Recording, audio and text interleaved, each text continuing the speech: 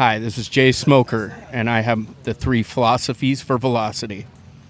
Brakes are for pussies, never lift, embrace the drift, and practice is for guys that don't know how to race. You're listening to the No Name RC podcast. Nitro is the glory. Welcome to the No Name RC podcast with your host tonight, Keenan White, aka Lefty the Great, and if you are unlucky, the Finnish village idiot, JQ. This is the RC podcast with no name, but plenty of content. So sit back, relax, and get ready for some serious bench racing.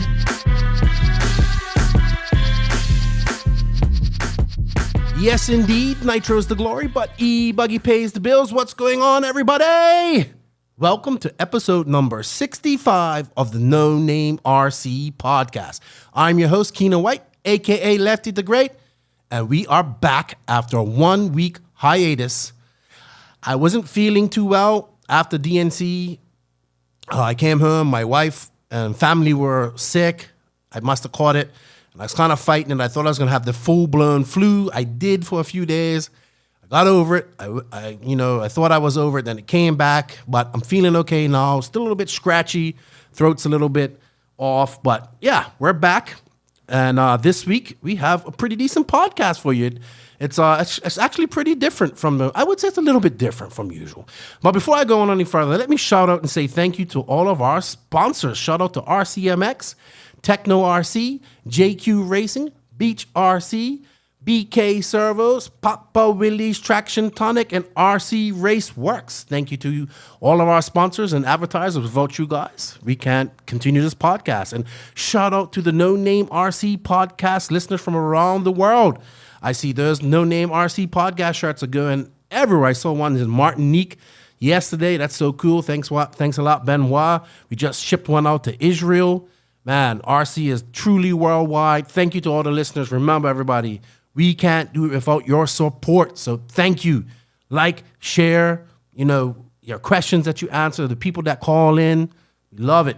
I love it. I love getting to know people and meet new people that are into RC, especially from around the world. So thanks for all the love from all of the hashtag NNRC Squad. Also, shout out to our patrons on Patreon. Thank you guys for your support. We did a Patreon-only giveaway the other day. I'm probably going to do something else here soon. And that Patreon money keeps the bills paid. It's helping me go to PMB here shortly. And thank you guys for your support, because you guys go the extra mile and help me keep things going here, because the AC's got to be on, and we're always trying to strive and bring better content for you guys. So thank you. So this week's podcast, we did things a little different. We have 2 guests this week. I have Steve Harris, a young up-and-coming racer from SoCal. I actually recorded with Steve before DNC, and congratulations to him. He actually just won a big 5th scale race there in California this past weekend. So I told Steve we record before DNC, and then I'll get it in after. So he's our guest. It's like my youth of RC. He's a little older, 22 years old, but he's pushing, and he wants to do well in RC. He's on Nemo. He just recently switched over to Nemo Agama. So thank you, Steve, for coming on the podcast. He was actually on part of the live podcast at DNC. Nice dude, nice young man, and I like him. Soft-spoken, giant, big dude, but he can wheel, man, and he did pretty well this weekend at the 5th Scale World Championships. Our second guest is Tyler Zavadil, who I got to meet at DNC, and who is the guy who done this big $100 $100 buy-in no prep race in Vegas the weekend after DNC. You guys know I've been geeking out over no prep drag racing.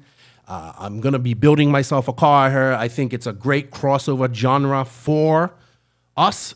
If we're into off-road, we can do drag racing too, and hopefully we get some drag racing guys over into off-road. So really pumped about that. I had Tyler on to talk about his event, talk about no prep drag racing. I got to meet him, the legend Tim Smith, who's so awesome. He's just like he is. And just as he is on the podcast, Tim is exactly the same in person. So it's a pleasure to meet both of these guys. And man, I really want to do this race next year that he's doing. So I'm going to get my no prep up and going. So thanks to Tyler and Steve. And for the call-ins this week, we did a little different. So hopefully every week or at least twice a month, we can have different guests come in and be a part of the call-in segment, which is getting real popular. I want it to be even more popular. I want more phone calls. So don't hesitate. This week, I want to thank Nick Watlett of Wallie Builds. He came on. It's cool. You know, if you don't, Wallie Builds was on this podcast last year. Cool dude. This dude does some great work. Like, just go on his Instagram, his Facebook. You can see all the work he does in RC. So he came on. He was a guest, and he answered people's questions. I want to shout out, say thank you to Nick Watlett for his time. He's going to come on more. It's going to be awesome. He's super knowledgeable. He has a lot of information, and he's open, and he tells people what, you know, like different tools he uses. So thank you to everybody that called in and had questions for Nick. And we won't have him on this week because he's going to the Hangover race in Pacific Northwest. So he probably won't be home, and he's probably going to be busy when he gets home.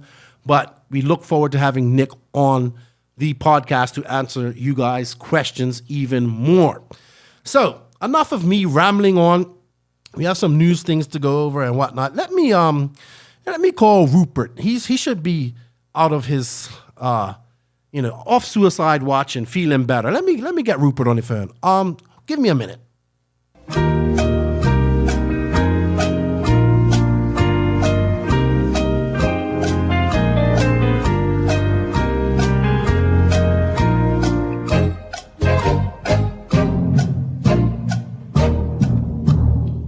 What's going on, Joseph? How you doing, man? I'm okay. Yeah. Are you getting It's flooded? raining here in California, so working from home. You know, that is the name of the game here in the DR, dude. It has been raining since Saturday. So we're back. We took a week off from the podcast, which I think was needed. You know, I needed to regroup. I wasn't even feeling too well. Actually, I was feeling sick yesterday, too. So, yeah. Little time Do to you hear regroup. this? Do you I hear this? No, I don't hear anything. Did you hear my mouse click? No, I didn't hear your mouse click. How about now? I heard it just now. Fuck. Did you hear my dog bark just now? No. Okay. But yeah. What's up, man? I haven't really talked to you that much since DNC. Well, yeah, we did the DNC recap. I know you went racing again this past weekend, and it's now 8-2 to Vestergaard. What do you have? Do you have anything to say about that before we go in any further? I'm basically digging myself a pretty deep hole. It's going to take a couple of years to get out of this one. So PMB, I really can't afford to lose any classes to Anthony. Otherwise, it'll be really bad. Well, if you beat him, he's probably going to kick you out because aren't you guys all staying together as well? Yeah. This is going to be interesting. Very, very interesting. I can't wait. I'm sorry, Joseph, but I've lost complete faith in you, and I'm putting all my money on Anthony Vestergaard. It's okay. So just letting you know, I don't want you to get all upset, you know, and I start winning money off your losses. I want you to beat him. But I don't know, man. You've let me down so much. So I don't know. We'll see how it goes. He did pretty good at this race last year. So, and you know, you should do pretty good at this race as well. The last time you went to PNB was what, in 16 or 17? I can't remember. Something like that. All right. Well, it's looking pretty good. I can't wait. I'm probably gonna have Dave come on and do some call-ins with us before the race and answer some people's questions. This week on the podcast, I have Steve Harris. I also have Tyler Zavadil, who's the guy from RC Drag Talk. I know you're not interested in that stuff, but I think it's pretty interesting what they've done. And I want to say thank you to Wallie Builds. He joined us on the call-ins this weekend. It was pretty good. So he actually answers people's questions and just doesn't say that sucks or no or anything like that. I answer people's questions. Yeah, but you also give one-word answers. But he was really good. He's off to the holiday hangover this weekend. And I really like that call-in section. I think it's even better when it's done live at a race, which will happen at the end of the month. All right, Joseph. I have a few Really? things. How's that going to happen? Because I'm going to PMB. That's right. I'm going to PMB. Well, how? Did you make some money with the podcast? Somebody's got to go there and keep you under control.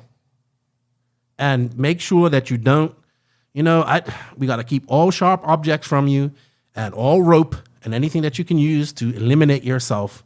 We need to keep that away from you for when you start to suck and you go into suicide watch. So I have to be there to talk you off the ledge and tell you, come on, Joseph, and pat you on the ass and be like, come on, Josie, you can do it. You can do it. So, yeah. And whatever. I'm going to do media stuff as well. So I can't wait. Oh, really? Yeah, or attempt to do media stuff. Anyway, so I'll be there. And whoever paid for this, you know who's paying for me to go to this? I am. I paid for it. You know who helped pay for this? The Patreon money. That's who helped pay for this. So thank you to the Patreons because I used this money to buy my ticket to get there. Boom. So it's working. So we need more patrons so they can pay your salary too. Yeah, because I haven't got... So please go on NNRC Podcast Patreon and give Lefty $5 a month. That really helps out. Yeah, it does. Imagine if 1,000 people that listened paid some money. That would be awesome. That would be great. That would be freaking awesome. But I'm very happy for the people that do pay. I appreciate it. And just know that you guys' money is helping me to go to PMB. So thank you. Be one step closer to becoming Joe Rogan. Steve Mathis Rogan, I will call myself, please. Joe Rogan's a little bit too fit for me. Joe Mathis. Yeah, there we go. So, Joseph, I have a few race results here. We did have the Desert Classic this week, which used to be the former, I believe this was the former Cactus Classic race. Yeah. So, let me just pull up some results here. I do believe Ty won two-wheel drive. And Dakota Finn, let's see. All right. So, here we are with four-wheel drive buggy. Let me bring my computer over a little bit so I can see it. Fend, Mayfield, Rivkin, Cavallari, Horn. Dustin Evans, Ty Tessman, Tom Rendikernick, Aaron Hoffman, Charlie, I don't know his last name, and JP Richards. So I guess they might have run. So they run 11. And Fend, man, my guy, boom, he won. New TLR car. Mayfield in second, Rivkin in third, but Mayfield and Rivkin, they race at this track quite a lot. And Cavallari doing pretty good with the S-Works in fourth. Aiden Horn, this is another youngster. And again, like Dustin Evans out of the top five. JP Richards in 11th, 10 scale only guys. Interesting. Interesting. Anything to say about that, Joseph? No, I'm over 10 scale. Yeah. All right. Well, in two-wheel drive, we had Ty Tessman, Ryan Mayfield, Rivkin, Dustin Evans. He cracked the top five in this. Dakota Fenn, Aiden Horn, Tanner Denny, JP Richards, Rinderknick, Cavallari 10th, and Tanner Stees 11th. Yeah, I don't know. Congratulations to Ty Tessman. And they had a truck class, but they only had 8 people, so it didn't really. I think Cav won that, to be honest. Let me see. Let me bring it up. He was second. Yeah, I was second. It was Fend again. So Fend had a good weekend. 2 wins. Man, that truck class is dying. Only 8 entries. Wow. So this used to be, I guess this is like I said, the Earl Cactus Classic race. It just, for me, I don't know, it just doesn't seem the same like when it was outdoors and all that type of stuff. Maybe, or maybe it's not the Cactus Classic anymore. Maybe it's just the Desert Classic. But yeah. Yeah, but it's just another boring indoor race now. You know, I really would like to see another 10 scale race outdoors at some point. You think we'll ever see it in America? Don't they have the hot rod hobbies or something? Yeah, but that doesn't seem to get as much glory as it used to. Hot Rod Hobby Shootout. So we'll see. That's a good race. That's an old race too. So good stuff. We had there is something I want to talk about. We had the 5th scale world championships. I know you're not interested in this, but I just want to call it a world championship if it's just some Victorville club race. Well, this Seriously. is why I want to talk about it. That grinds my gears. You know what? It grinds my gears. It grinds my gears. It's the world champion. It's not the world championships. They're only locals, right? Maybe some Americans flew in. Were there any international drivers? Sean Kirkman got 3rd. Hey, come on, really? Right, but this is where I want to. This is where it grinds my gears. This is where it grinds my gears as well. It was 83 people there, right? If Raw, listen, Raw has no nationals for this. IFMAR doesn't have internationals. Then no. Listen, IFMAR doesn't have a world championship for this. But get this, this race had more entries than the 8 scale ENATs last year. Had more participants, not entries. Had more participants. I don't understand. If you have 80 plus people coming to one of these races, why isn't Raw making this a national event? Why isn't IFMAR making this a world? They have world large scale. The Euros have a large scale Euros. Why is Raw? I don't know why they don't. Yeah, it's so silly. Worlds. But this isn't it. And actually, if someone wants to call a race the Worlds, okay. But if you put an effort in to where you're actually trying to make a Worlds event, okay, I understand. But if you're just having a club race, don't call it the Worlds. Don't pretend like it's the Worlds. It's so dumb, really. Yeah, it is. But, I mean, I'm really a 5th scale fan. And congratulations to Steve Harris won. He's actually the guest this week. He's a world champion now. Steve Harris, the world champion. Well, the dumbest thing. Well, they have to make their own world championship. It should have been a nationals probably, but Raw should have a nationals for this, in my opinion. Yeah, they should. So, I love large scale. So there you go, Raw. Have a nationals for these guys, and let's go IFMAR. Let's have a worlds for them. You have it for on-road. Why can't you have it for off-road? All right, in international news, Joseph, we had Beach RC had their Palmetto Classic this week. I didn't really get to look at it too much, but I know that Beach put in a really badass layout, man. Them guys do some good work at Beach RC, and like they just don't get enough credit, I think, sometimes for the layouts and their awesome track that they do have. So kudos to those guys and everyone who attended the Palmetto Classic. So we have some international news. Hip hip hooray! JQ Racing is New Zealand champions. The thylacine, Aaron Dexter, went over to New Zealand and dominated. I think he just did in TQ. He messed up and did in TQ 1 round of the 5 rounds. He won his semi, started in first, and completed a 60-minute final to win the New Zealand Nationals. First time out on his first big race on his JQ Racing Black Edition. So there goes my salary right there, because that's going to pay his contingency, I'm pretty sure. Yeah, still needs to send in a report, though. Yeah, I told him that today. But congratulations to Aaron.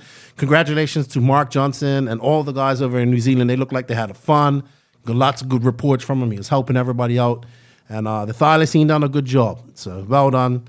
And he's going to the Australian Nationals next weekend. But I believe that's like a series. I still haven't forgiven him for breaking me at the World Championships. Well, how are you going to feel when he beats you outright soon? Well, as long as he doesn't break me, then it's okay, I guess. Hold on. You know what? Someone asked about this. I'm going to talk about this in the questions. Spanish Nationals, Canas has beat Badier again.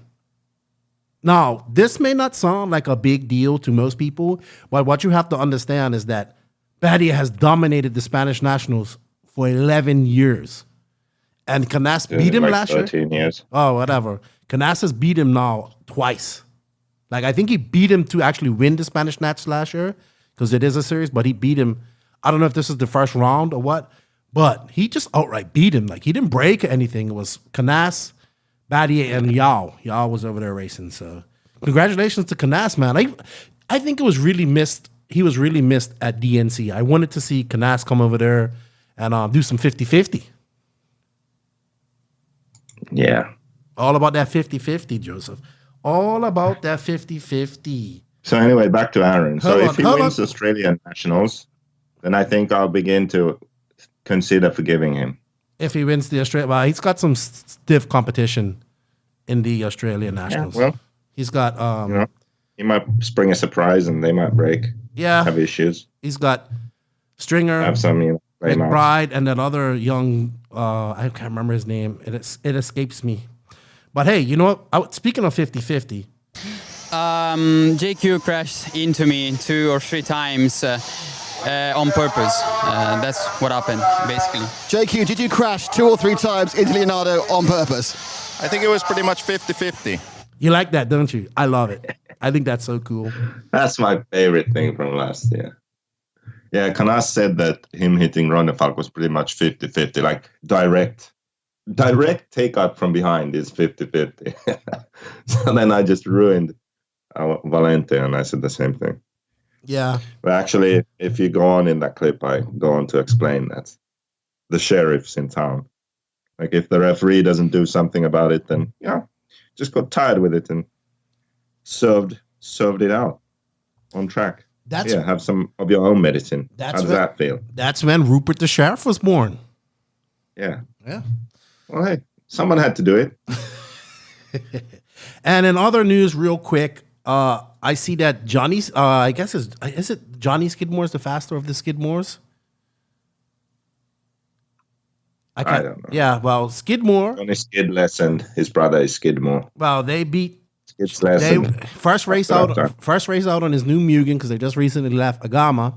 First race out, he beats Jamie Clancy at Hearts, and Hearts is like Jamie Clancy's home track. So that's pretty impressive.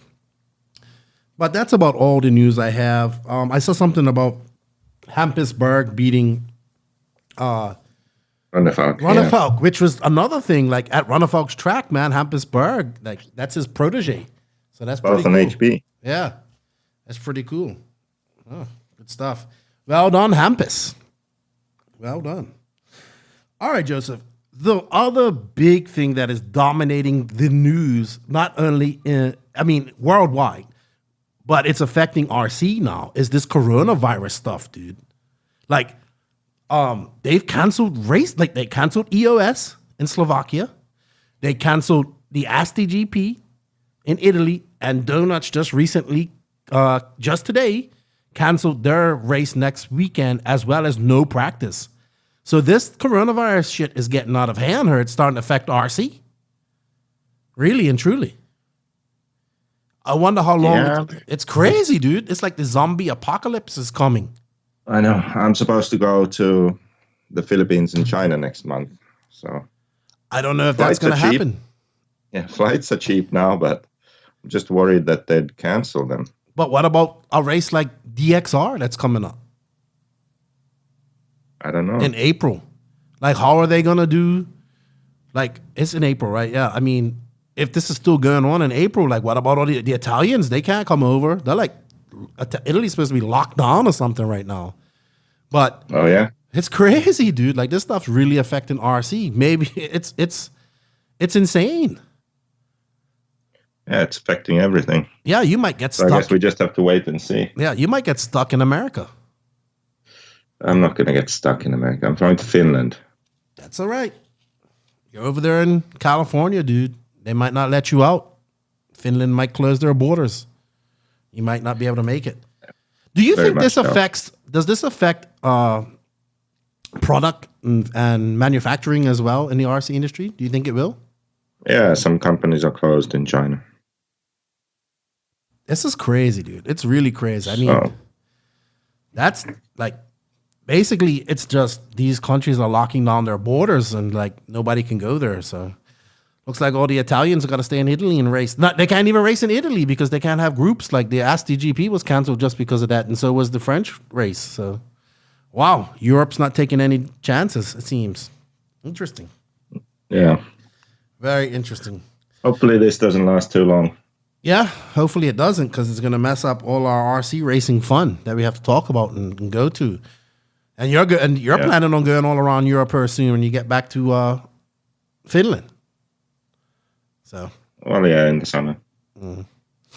All right. Well, I think. Do you have anything to add to the news? No. Nothing at all? No, nothing. All right. Well, you know what? I think it's time to go into the Beach RC Facebook questions. BeachRC.com, the racers' one-stop online hobby shop. Choose from all the popular brands and variety in stock with super fast shipping and great customer service. BeachRC.com still has the local hobby shop feel with all the benefits of the internet. BeachRC.com is the exclusive distributor for Ultimate Racing, JQ Racing, Pro Circuit Racing Tires, Nitro Lux Fuels, and Assault RC Performance products. So fill up your cart and check out at BeachRC.com today.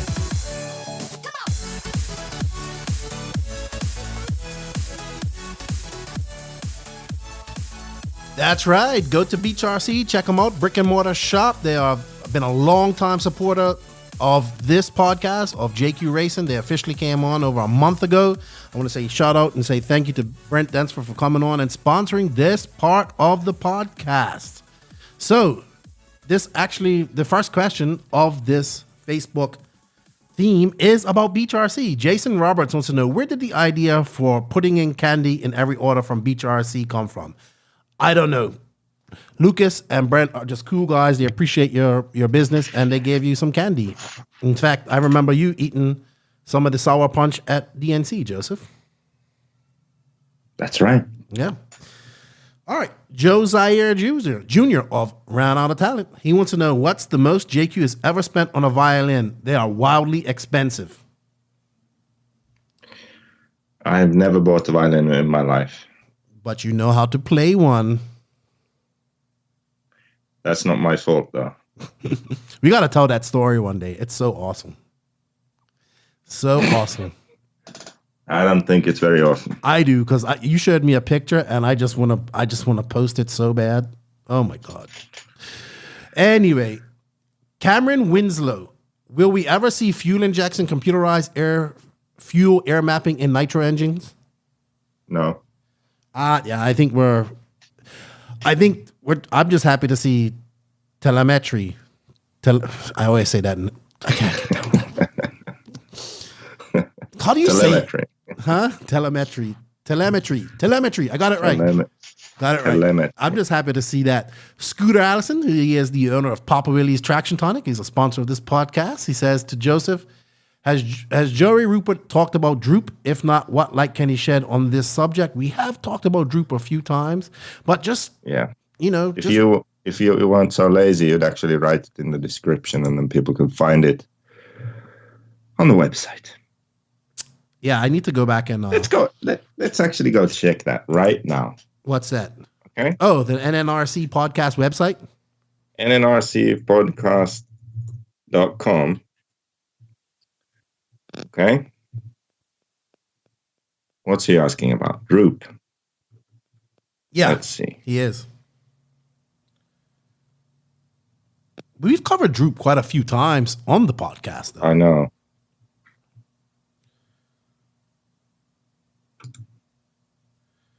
He also asks. So I go to the search here. Mm-hmm.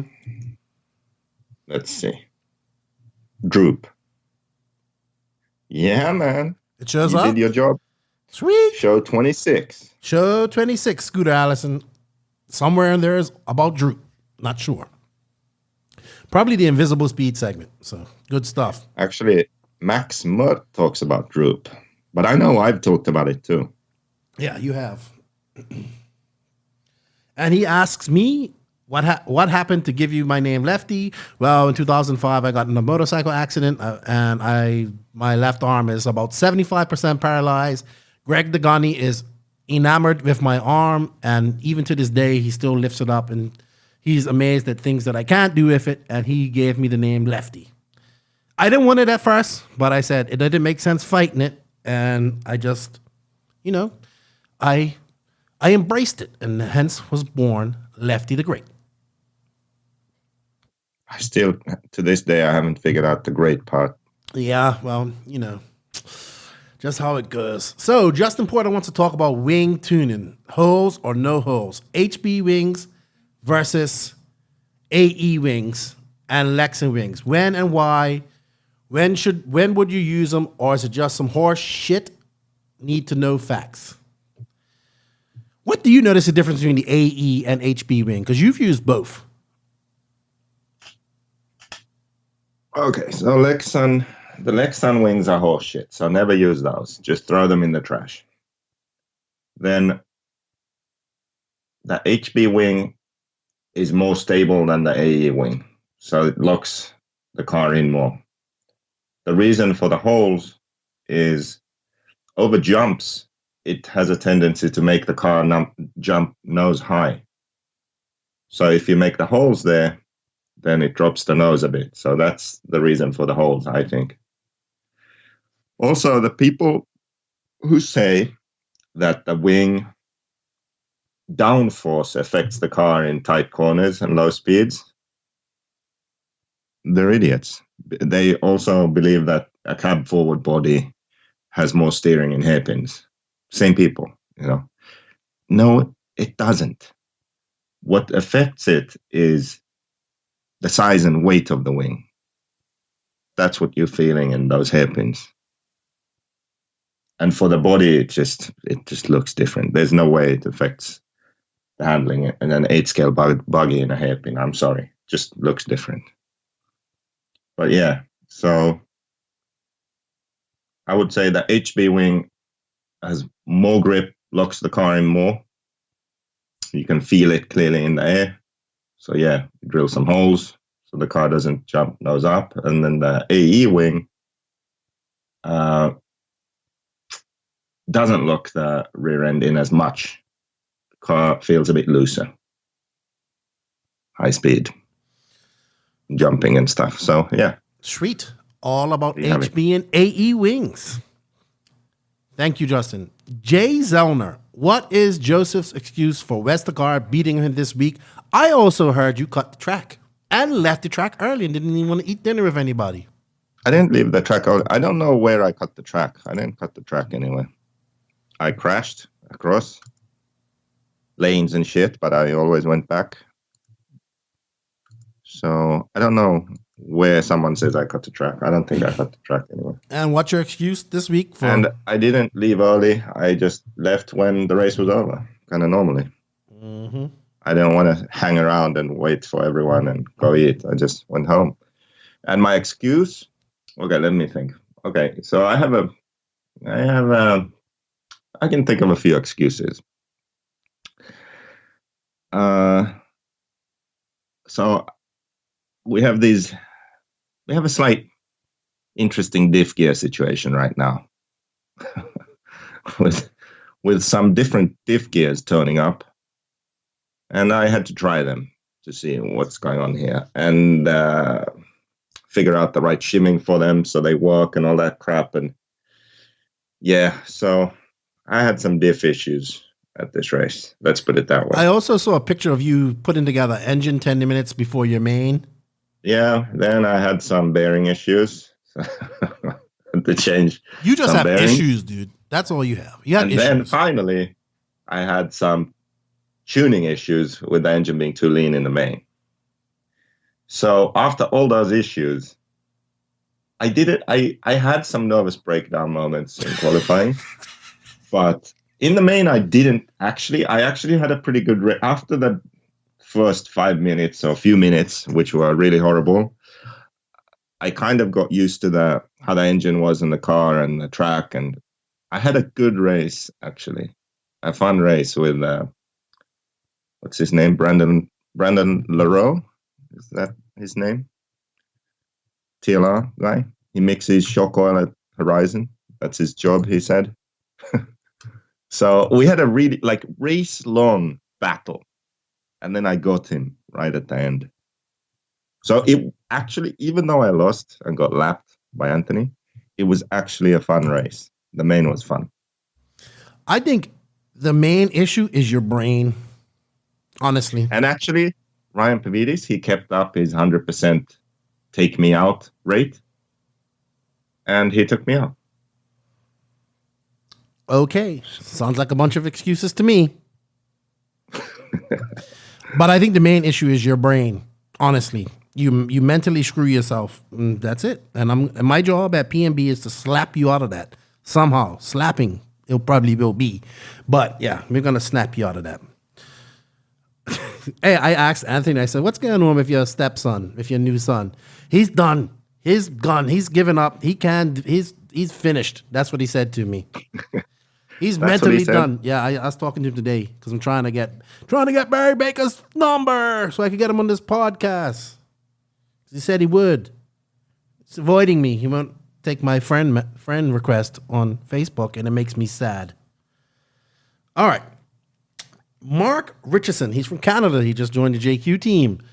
Will there ever be a conversion kit for the gray edition e-buggy? I guess he means to a black edition, and I say negativo, Senor Richardson. You would say negative as well? Yeah, no conversion kit. So expensive. Greg Robertson out of Australia. Is there any stopping the thylacine? The Australian dudes are excited. I'm excited, so, I know they are. I don't know, man. The thylacine can do pretty good. It's going to be interesting to see what he does at the Nationals in a couple of weeks' time. So, good luck. Jorge Cuevas. This is actually a good question, and it came up to me from Barufalo at DNC. He says, why is it that when Seth Van Dalen came from nowhere to TQ, he was praised as a great fast guy, and he says he deserves that, but when Figueredo, Ongaro, and Barufalo show mighty speed, gyro talk immediately pops up. He says, I saw this firsthand on a live RC live chat. And Barufalo... Because he's American. Yeah, well, I know that. But Barufalo said this to me at DNC. He says, oh, yeah, what about Seth? Nobody questions Seth about him being fast. But But Seth is American. He's not going to cheat. He's not a cheating, smelly European. I don't think he's not going to run a gyro. I just think the whole gyro talk came from out of Italy because they, we know that apparently they run gyros at Padova, and it just sticks, man. And they haven't found one yet, and these guys are still doing good. So, you know where the gyro is? In their brains and their fingers, but they didn't know. I didn't know who Barufalo or Figueredo was in 2018. Yeah, well, I did. Yeah, of course you did. I wasn't surprised. So, and a lot of people didn't know. It's a shame. Yeah, and many people knew who Seth was because he beat Tebow. Yes, but he's not unknown. He's known in his area, and he beat Tebow, and he's been doing pretty good the last few days, few races. So, gotta get Seth on this podcast too. Gotta get him on her. By the way, another shout out. You know who stepped up his game? Who's that? Joao. Yeah, he has though. He still crashes too much and drives like an idiot. So if he stops being an idiot, he could actually be really fast. A lot of people were crashing really bad at DNC. So how can I put this? He has improved between the crashes. So he is now fast enough to do better, but he's still crashing and being an idiot. So before he was crashing and being an idiot, and he was decent, but not fast enough to really, do that great. Now he's fast enough to do great, but he's still crashing and being an idiot. So if he can now harness this newfound speed and drive smarter, not make these mistakes, I think he can have a significant improvement in his results. I agree. I really do. I agree with you. Yeah. I don't know everything. I don't know exactly everything that's changed. Okay, now he has Craddock helping him. I'm sure that's a help. If not with the actual car, at least, mentally, like he can just focus on his driving and, it's like a confidence thing. And then also they have this new track. I think it's his home track, that new Portuguese track that Miguel built. So, he's practicing on a good track similar to what we race on, so he's in a good spot right now. So this is his chance, I'd say. Like this year, next year, we got Euros in Spain this year, then Euros in Portugal the year after, and Worlds in Spain. So he lives in Portugal. He's right there. He's got 3 really big races coming up in his neck of the woods, and he's picked up his speed. So this is his chance to get a top result. I would totally agree with you. I would even say that right now that Yao Figueiredo is the top Kyosho driver in the world. Period. It's just him, Savoy, and CJ. Really, I don't know who they have over in Japan, but he's definitely improved. And I noticed that last year. And I guess being under Mick and Mick giving, having a mechanic there to help you work on your stuff, and that gives you a whole bunch of confidence. So he did, like everybody else, crash a lot at DNC, but he was still in the main. And it's going to be interesting to see what he does at Rendezvous. He came 3rd at the Spanish Nats here, so it's going to be really interesting. Yeah, I saw that. Good stuff, yeah. And he's still young. Yeah, I don't know how old he is. 23, I think. Maybe not even that old. But he's just, Portugal produces a good driver every few years. You have Miguel Matias, Coelho, obviously. Who else is another fast one that they always say is pretty good? I can't remember his name. But Figueiredo is joining those ranks. So Portugal's always had a fast driver in a period of time. So good stuff, y'all. Sorry, my cold is catching. My cold, the sickness is still, my throat's a little bit dry. All right, Ben, Ben, I'm going to butcher your name. Mekanachi, another Australian. Will he cancel Aaron Dexter's sponsorship if the green stickers make their way back onto his body shell? If Aaron puts green stickers on his body, he needs to pay me contingency. And then, of course, John Dawes chimes in. When is JQ going to stop being a shit beep and pay Aaron Dexter some contingency money? Jesus, John, let him. It hasn't even been 2 days. Yeah, he needs to read the rules. Yeah. It's all in there. Yep. And then we have one question that was sent to me by private message. And he asks, in a race series I'm in, it's a 6-race series with 2 throwouts. He is upset that you can throw out a race that you didn't attend or paid for. He says you should only be able to throw out a race if you paid for your fee and attended. Now, I've had the same argument here in the DR about this, and I am on the opposite fence of this. I think having throwouts is exactly for that. Like in a race series, if you can't attend, maybe you got a funeral to go to, maybe you have a wedding to go to, maybe your child's graduating, you can't make it to the race. It doesn't matter. You just lose that opportunity to, you have to make sure your other races are good. How do you feel about that? Maybe you have a 24-hour orgy at home. You can't miss. Well, we know that won't be your issue. So, yeah, this is as stupid as the 5th scale Worlds in Victorville. Seriously. Obviously, the point of a dropout is you go to a race and you have an issue and you have a bad finish. Oh, thank God that's the dropout. You can't make the actual race because of whatever reason. Yeah, that's your dropout then. I don't get this guy's issue. Well, we had the same argument here in the DR when we was doing stupid. It's a dropout. It doesn't matter if you go or not. I agree. And some people were complaining because some people didn't make races and they didn't weren't able to come. I agree with you totally. I agree with you. Dropout. This may be the single most stupid thing I've heard since we started this podcast. Well, it's almost as stupid as you talking about a 24-hour orgy because you'll never have that. How do you know? I know you. Well. What are you trying to say? No, I'm only joking. Yeah, I'm sorry. I agree with you, dude. I've had this argument, and yeah, sometimes life happens and you can't make a series race, and that's how things go. Life happens. RC is second, or is it other way around? RC is life, and life sometimes gets in the way of it. I don't know, but yeah, if it's a throwout, I think you can throw it out, and That's it. That's it. Whatever. You just lose that chance to get that race. So yeah, you get points from that. So that's about all the questions I have this week. But I have this scenario that it's for the invisible speed segment, but this is something I get asked a lot, and you probably get asked a lot. And I want to put you on the spot, and I want you to be able to answer it. Okay? It's a setup question. Wow. It's the invisible speed setup question. Because I get messages like this a lot. This is from Enrico Maloney in Italy. He has a JQ car.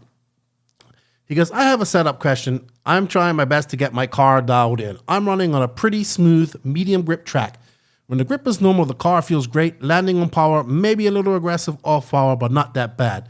But when the grip goes down, on power, it still feels really good. But off power, it's a bit weird. It feels normal at first, but at the middle of the corner, when all the weight is to the outside front shock, there's just before I get on the gas, it wants to spin out really aggressively. I'm pretty close to the stock setup. I have 10, 10, 5 in the diffs, 400 in the rear shocks, and 475 in the front. Maybe that's my problem. Boom. Go ahead, Joseph. Tell him how to fix his car. I think if you spin out mid-corner, the best fix for that is to put the 0 kingpin knuckles on. So 0 KPI knuckles on the front instead of the stock ones, the number 1. And that's going to help you mid-corner so it doesn't want to spin out.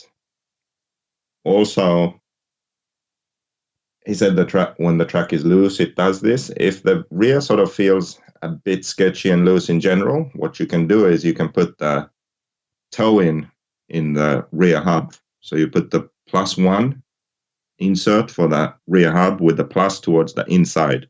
That adds some toe in on the hub, outboard toe. So if you do those two things, I don't think you can have this problem anymore. So the 0 front knuckles, they make the car so initially it turns in, and then it basically keeps the same turning radius or pushes a bit. And then adding the rear toe just locks the rear end in more. So you have more rear grip going through the corner and when you start accelerating. So I would only really do those two changes. Awesome. That was a good answer. I know you get questions like that a lot. I do too. And I'm just like, change your tires. Grip's going down. Get some better tires. But yeah, that makes sense. You know, when the grip goes down, you want more rear toe. So, and settle down the front a bit. So thank you, Enrique. I hope that helps with your mid-corner donutting that you're doing. And hey, if you guys have any questions for the Invisible Speed segment, please send us a message on the No Name RC Podcast Facebook page.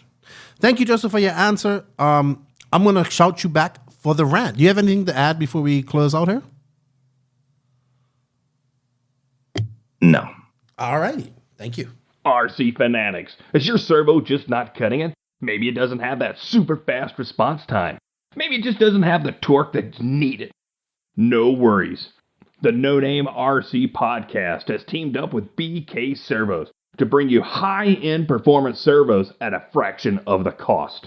The DS7002 HV is a super fast, precise, and costs a fraction of comparable high-end servos. They also offer the DS-SHT model that has more torque than almost anything out there. If you're interested in some BK servos, you can visit www.bkhobbies.com and use the code TheNoName and get 15% off your purchase. So joining us this week on the podcast is one of the up-and-coming racers out of California. He recently made the switch over to Nemo USA Agama from Tekno. He's been racing for a while. He first came up on my radar back in Mugen days, I would say around 2016. He's a young driver, and he was really fast, doing good things. And that is Steve Harris. It's a junior, right? It's a what? You're a junior? No, I'm 22 years old. No, I mean, but your dad, you're a Steve Harris Jr., right? Yeah, sort of, yeah. But they call Kinda, yeah. they call you what's your nickname that they call you? They call me Little Bear, but I'm like not little No, no you're more. not. So You're definitely not little. But yeah, what's up, man? How are you? I'm doing good. I'm doing, great. Yeah, I see you've been So practicing, man. You've been doing a lot of racing and driving lately. Not much racing, but definitely practicing. What's going on? You got the yeah, bug again to race, to do really well this year. yeah. I kind of had a little bit of a setback. Like it doesn't hurt to kind of like take a break and kind of reevaluate what you're gonna do. What's the plans for upcoming years? So I kind of took a step back and kind of decided to go this route. And ever since then, it's been going amazing. So Yeah. I'm real happy. For you, those that don't know Steve, like I said, I've known about him for a while, but I really got to talk to him at RCGP this year. You did pretty well. You made the final there too, right? Actually, no. I went to the last chance, All and right. yeah, and You then made I the ended up semis. flying. Yeah, so it was unfortunate, but that was a race that I wasn't even really like planning to go to because, like I Right. said, I was kind of reevaluating like what am I gonna do? You know what I mean? Like so. That was a last minute call, and I kind of went for it, and I didn't really go in with any expectation. But I mean, I was expected to be in the final and be up there, but things happen. So You were still fast all weekend. That yeah, that was some hard racing to do, and that LCQ was exciting too, coming on to the last corner. yeah, Probably one yeah. of the better races I've seen all year. But yeah, man, it's good to see you. You joined Nemo and Agama, and you've been out practicing. I've been watching the videos. Billy's been posting. I see you're active. You contacted me. We've been trying to do this podcast for about a month, but I would get busy or Yeah. something would happen, and life happens, and you got a schedule. So thanks for coming on. I appreciate your patience, man. It's good to have you on. And yeah, let's get this started. You're from SoCal, right? You've lived there all your life. Yeah. Born and raised, born in LA, and then moved out to Moreno Valley area when I was about 5. I did some BMX earlier in the years, but then I didn't join RC until maybe I was like in like starting high school. So like 14, 15, and been doing it since. Yeah, but your dad used to race, right? Yeah. Yeah, it wasn't like anything serious. Like it was a hobby, like you say, like Paul and my dad knows Paul, so like you guys are all good friends with him. But yeah, he started with that, and then it kind of like slowly but surely brought me into it. So Yeah, Paul always said, "Man, you gotta check out your dad, like, and gotta get to know him." He was a good friend of mine back in the day. Paul was very influential with my RC. I met him when he came to Bermuda, and he came to Bermuda a bunch of times. Then we got to travel with him, like to Silver State, and then we went to the Offner Challenge. It was fun, good times in RC. So yeah, man, you started back in high school. What kind of got you going in RC? Like, what attracted to you? Was it just hanging around the track with your dad, or what was it? I think what really attracted me was like the racing aspect. Like it always seemed fun and exciting. You've seen those races where they're just super exciting and they battle hard and clean driving and all that stuff. So excuse me, sorry about that. But yeah, what attracted me the most is just like I said, the racing, and my dad slowly brought me on, and then we went to what was that, West Coast Raceway, RC Raceway over in like the OC area. So and then yeah, we did a bunch of 10 scale for me growing up, like just taking it easy, doing one race at a time, and then slowly but surely brought me on to the 8 scale side, and then they had that track over in Paris, over in between the BMX and that oval track. They had like a small track in the back, and that's where I like first noticed 8 scale, and then ever since then it's just been going to Thunder Alley and driving like some of Paul cars, and then got the Mugen, and then driving that from Yeah, till like 2016. So yeah, that's when yeah. when you came onto my radar. You was what? You're 4 years ago. So you're what? 22 years, about what? 18, 17, 18. Yeah, 17, 18. Yep. Yeah, man. Yeah, man. Good times. So you grew up like what I like to call the Mecca of RC. Who were some of your early influences around the area that you looked up to in those times when you was racing 8 scale? Like starting out. Yeah, my first one would be Paul. Obviously, when Paul was doing it full time, he was pretty much the guy. Like when I was racing ASCO, he would just teach me what to do on the track and how to stay calm and how to take corners and all that other stuff. Just the basics. To get around the track as fast as I could.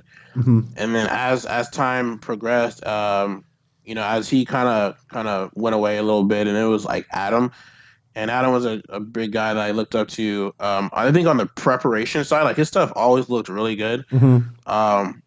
He like his preparations are, his preparation is super top notch. He doesn't go anywhere without it being 100%.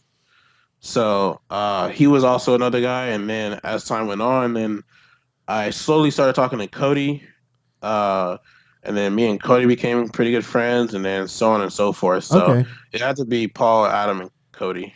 Yeah, I remember when I first met Paul, we was racing 6 laps in Bermuda. That's all we could do. We had just got a lap counting system. We knew how to do it, use it, right? So we was counting laps, and he came all the way. Yeah, he came all the way from California to race 6 laps. But we had a blast, and that was the start of a friendship. And he would come every year.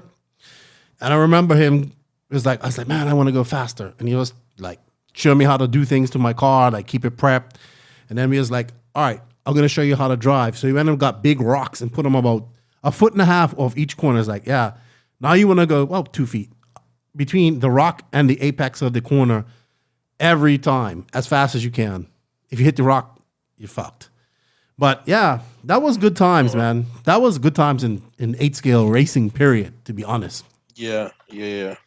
So I agree. Yeah. So what was your first real big race you attended?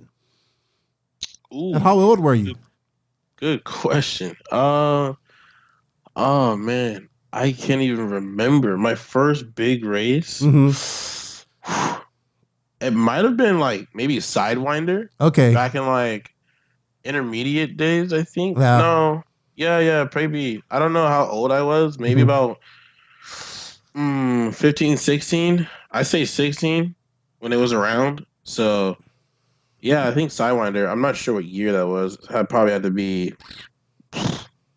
man, like 5. Yeah, about 5, 6 years ago. All right, but you was so it's still like you're still so young into this too. I keep forgetting that. So when you was racing in high school, what was you doing? Other things as well, playing sports, or what was your interest outside of RC? No, I mean RC was pretty much like a full-time thing with me and my dad. Yeah. When I was in high school, I think I got when I was like a freshman, before I started my freshman year, that they had that I think it might have been either gas champs or like the warm up for nationals. They had it over there at Thunder Alley. And that's where I was like kind of intrigued to like really go full at it. But other than that, like outside of RC, there was nothing going on. No sports, just school, homework, and go practice. What did your friends think of your RC stuff back in it ain't that far ago, but far back. What did they think when you told them you raced the RC cars?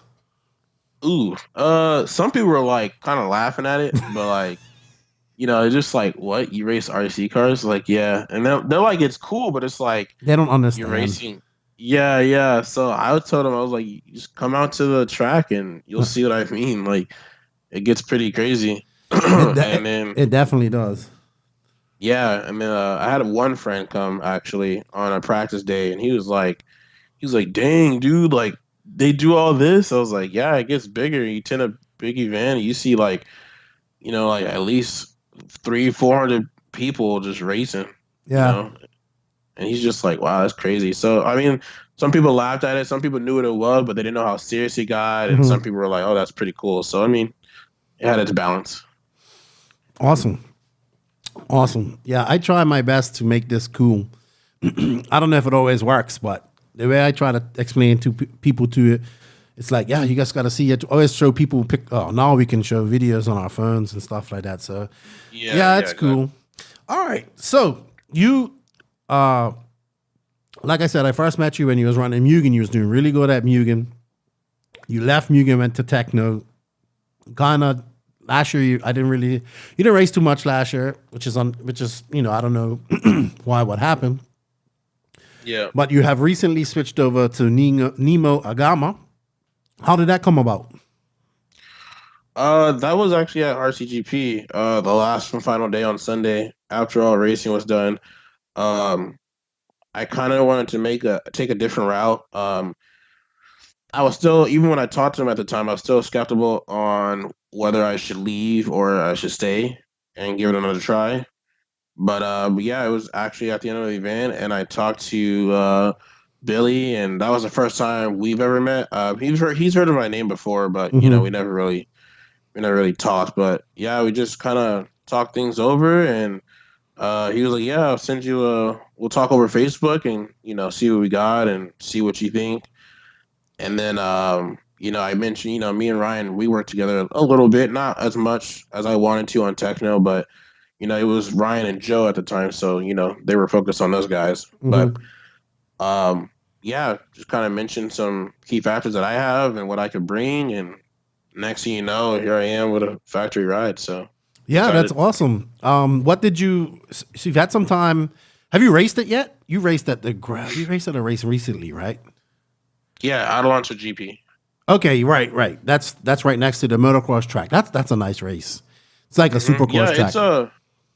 It was huge. It was like it was super bumpy, and when I was kind of with the Tekno, well, not kind of, but when I was with Tekno, that's one thing I was always afraid of because our cars were so like narrow. Was that our cars weren't the best in the bumps compared to the platforms where they're standard, you know, chassis platform where they're wide, so they could handle the bumps a lot better. And that's one thing we all knew. Like anything with bumps that are like crazy bumps, we knew like we need to be able to set this thing up for success. You know what I mean? So I knew going into that race, like I'm excited. Like I'm ready for it to get bumpy. You know, I'm never that guy with the when I was with Tekno, I was never happy about bumps.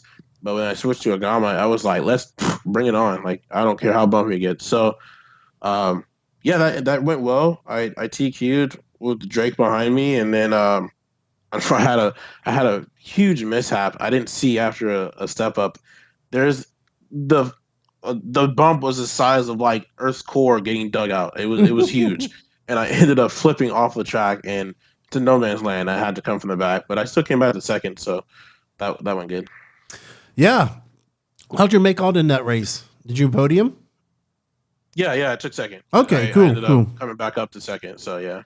All right. So that was your first big race. You was the only Agama. How did it work out for you? Did you was you like messaging Billy and Ryan getting support? Were they helpful, or did you just go at it? I went Friday for practice, and that went well. That went good. It was kind of a struggle just because like we were like, okay, how are we gonna get, you know, this car to go through the bumps? Because at first the bumps were kind of weird, and so they weren't like bumps like, you know, like RC bumps. They were like rollers, like pit scale rollers or something like that. So the cars were just going buck wild everywhere. But we ended up finding a setup last run, and then the first qualifier, it went amazing. So, but yeah, Billy, I messaged Billy a few times, and he was giving me some suggestions to do, and then it was, you know, we got the car all set up, and then there was another Gama out there. His name was Art Lewis. He's a local SoCal driver, but I think it was just me and him were the only Nemo Racing and Gama drivers out there. So, but yeah, all right. So one thing I noticed when you was on RCGP, you're part of a, like, I wouldn't say this, but there's a group of young, fast, I want to say they're like teenagers to young adults. Like I saw you, it's like Carlos Arredondo, it's a guy called Jensen, you know, Ryan Pavides, all these guys who are really good. They're like on the cusp of, you know, they can go to that next level, or they can stay just like where it is. Like I like to call this semi-pro. You know, I think you guys are like the semi-pros of RC. Like you're on the cusp, you're right there, and you just need to like get over it. And there's nothing wrong with that, because you know you grew up there, you raced with these guys a lot. Like I try to explain to people all the time, like to get people. Joseph thinks I'm crazy when I say this, and I say, you know, racing on the East Coast is nice and all that stuff, but you really need to get out West Coast and and race out there. What do you think makes you guys and West Coast racing it's just like a level above everybody else? I'd have to say because we have the pro drivers near, like the high tier pro drivers. So we have Adam here. We have Ryan Mayfield's only a state away. We have Tanner Denny. He's in the same state as them, as well as Spencer Ricken. I just feel like we have the high level tier drivers over here, as well as Ryan Cavallari. He's over in OC, Orange County. So, we just have those drivers here that like we see how hard they're pushing, and we tend to we need to push as well. Like if they can do it, we can do it. And I think we can follow them. You know what I mean? Like they're there at the race instead of watching it over phone. They're there in our eyesight, so we can see how fast they're going. We can see what they're doing. We can go up to them and ask them, "Hey, like, what's the best way?" So I think us having, and I've heard this before, like us having the drivers here, we have that advantage to become who they are. You know what I mean? So that's my gist on that. Yeah, because I mean, you can go to a JBRL and there's Ryan Mayfield like racing, and maybe we went to a JBRL before RCGP, and it was like Ryan Mayfield, Drake, Carlos was there, and the Dexter from Australia.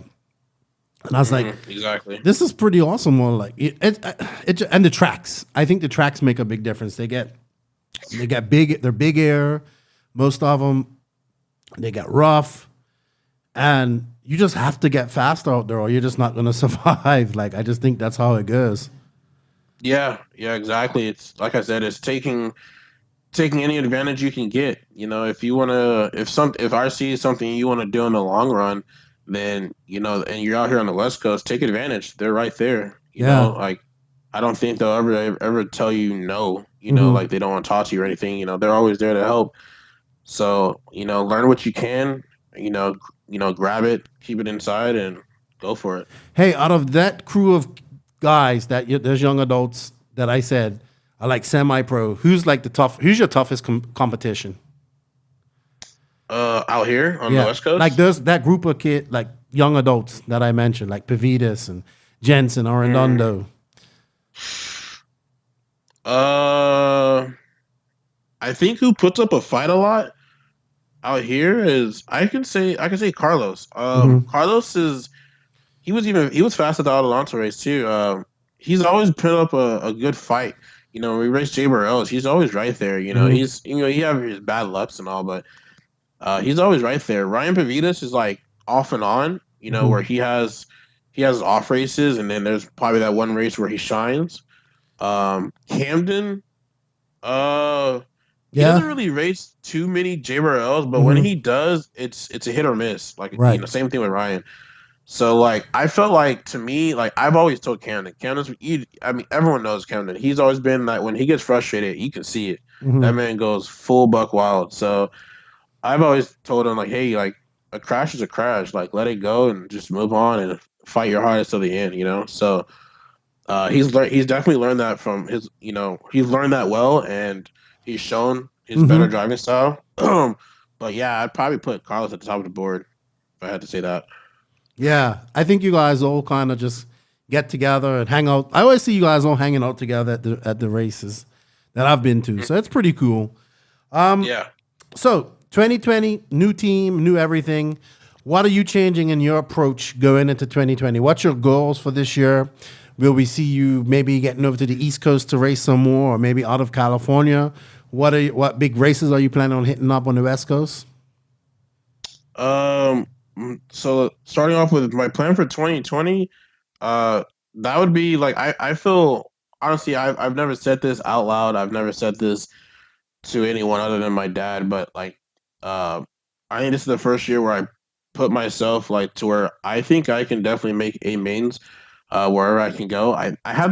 My confidence level is entirely boosted with this car. With Billy's help, with Ryan's help, it's been literally like just a big spike in my confidence. And I've told Billy, and Billy's like, dude, I agree. Like, this is the confidence you need to go into every race, because if you don't, then you're expecting failure.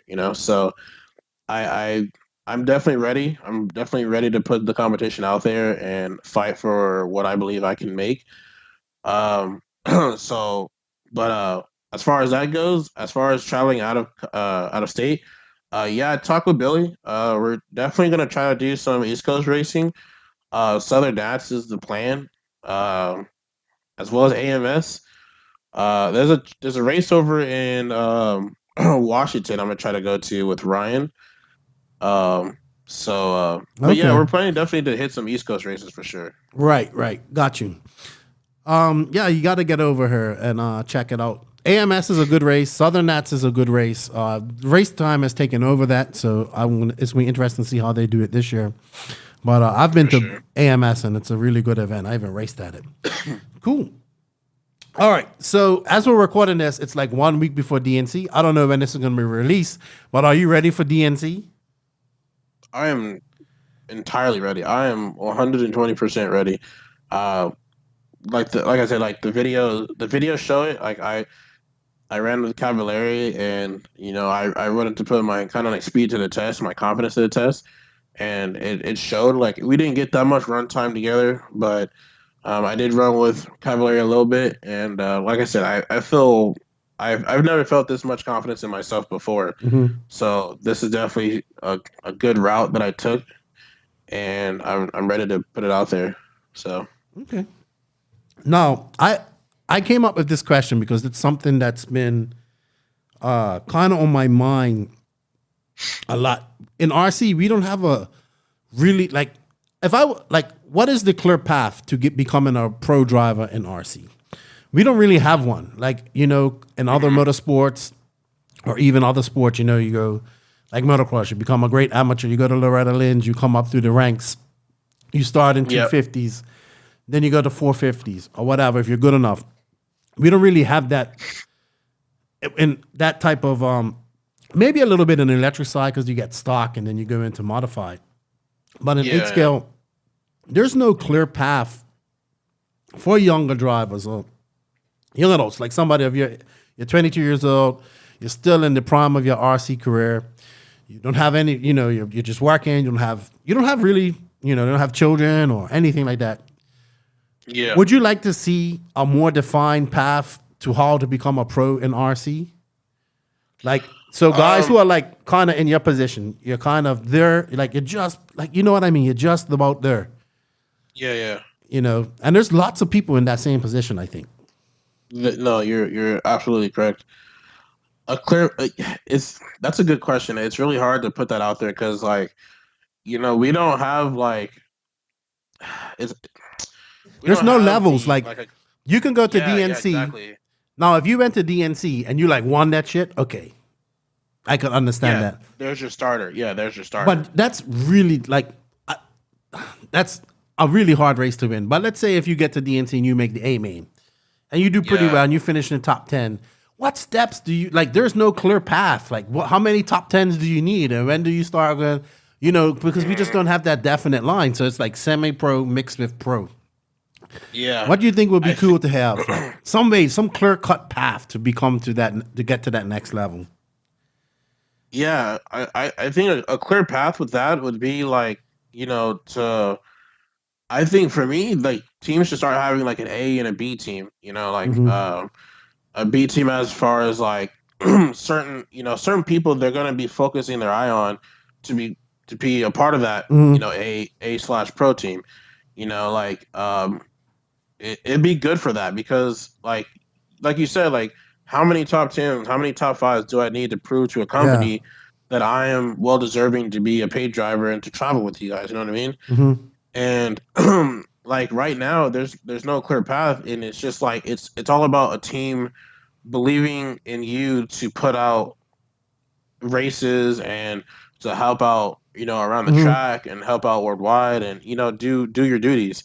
I always see it as you're not. It's always just not being a racer. It's being all in one. It's carrying the package. Like you can be a racer. That's totally fine, but you need to be able to put out like the help that's needed. You know, all these guys, everyone needs help. You know, Yep. even pros need help. You know, I've seen pros take after local drivers. So, like, I would like to see like a like an A and a B team, and then the teams focusing on the B teams and seeing who is ready to take the chance. Who do they want to take the chance on? You know what I mean? Who's hungry? So, Who's gonna yeah, take that? you know, And that the yeah, guys in the ready A to- team, they have to worry about that. Like, Yeah, exactly. That would Who's be ready to great. eat? Who's ready to get out there? Yeah, that'll be dope. So, it sucks that there's really not a clear path, but I mean, that's what steps should be taken for sure. yeah, it was like that back in the day, though. It was. Yeah, I've seen that before. Yeah, I've heard of that stuff. But that's a question when I was thinking of topics for you. I was like, man, I want to get from a young man, because you're a young man. You know, you're 21, you're over 21, you're 22. I think like once you get 25, 20, when you get in your higher 20s, that's when the whole likelihood. I think after 25, no offense, like 25 is your cutoff date. Like, okay, 25, I'm probably not going to. And that may vary for different people. But a young man, like, who's on the cusp, you just joined Nemo. And there's the thing. You kind of have that at Nemo. But let me explain why you have that. That's a good thing you brought up.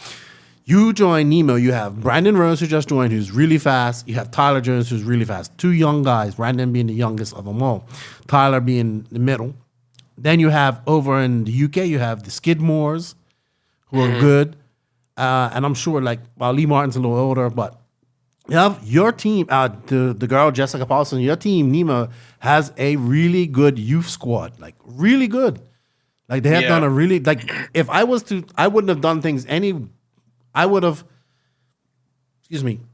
I had the same, when I was thinking of JQ Racing, I wanted to make a really badass youth squad because I believe in the youth. Like, I want to see the young people of RC because I know those are the people that are going to carry change and take our sport, because I call this a sport. I think you guys are going to take it to that next level.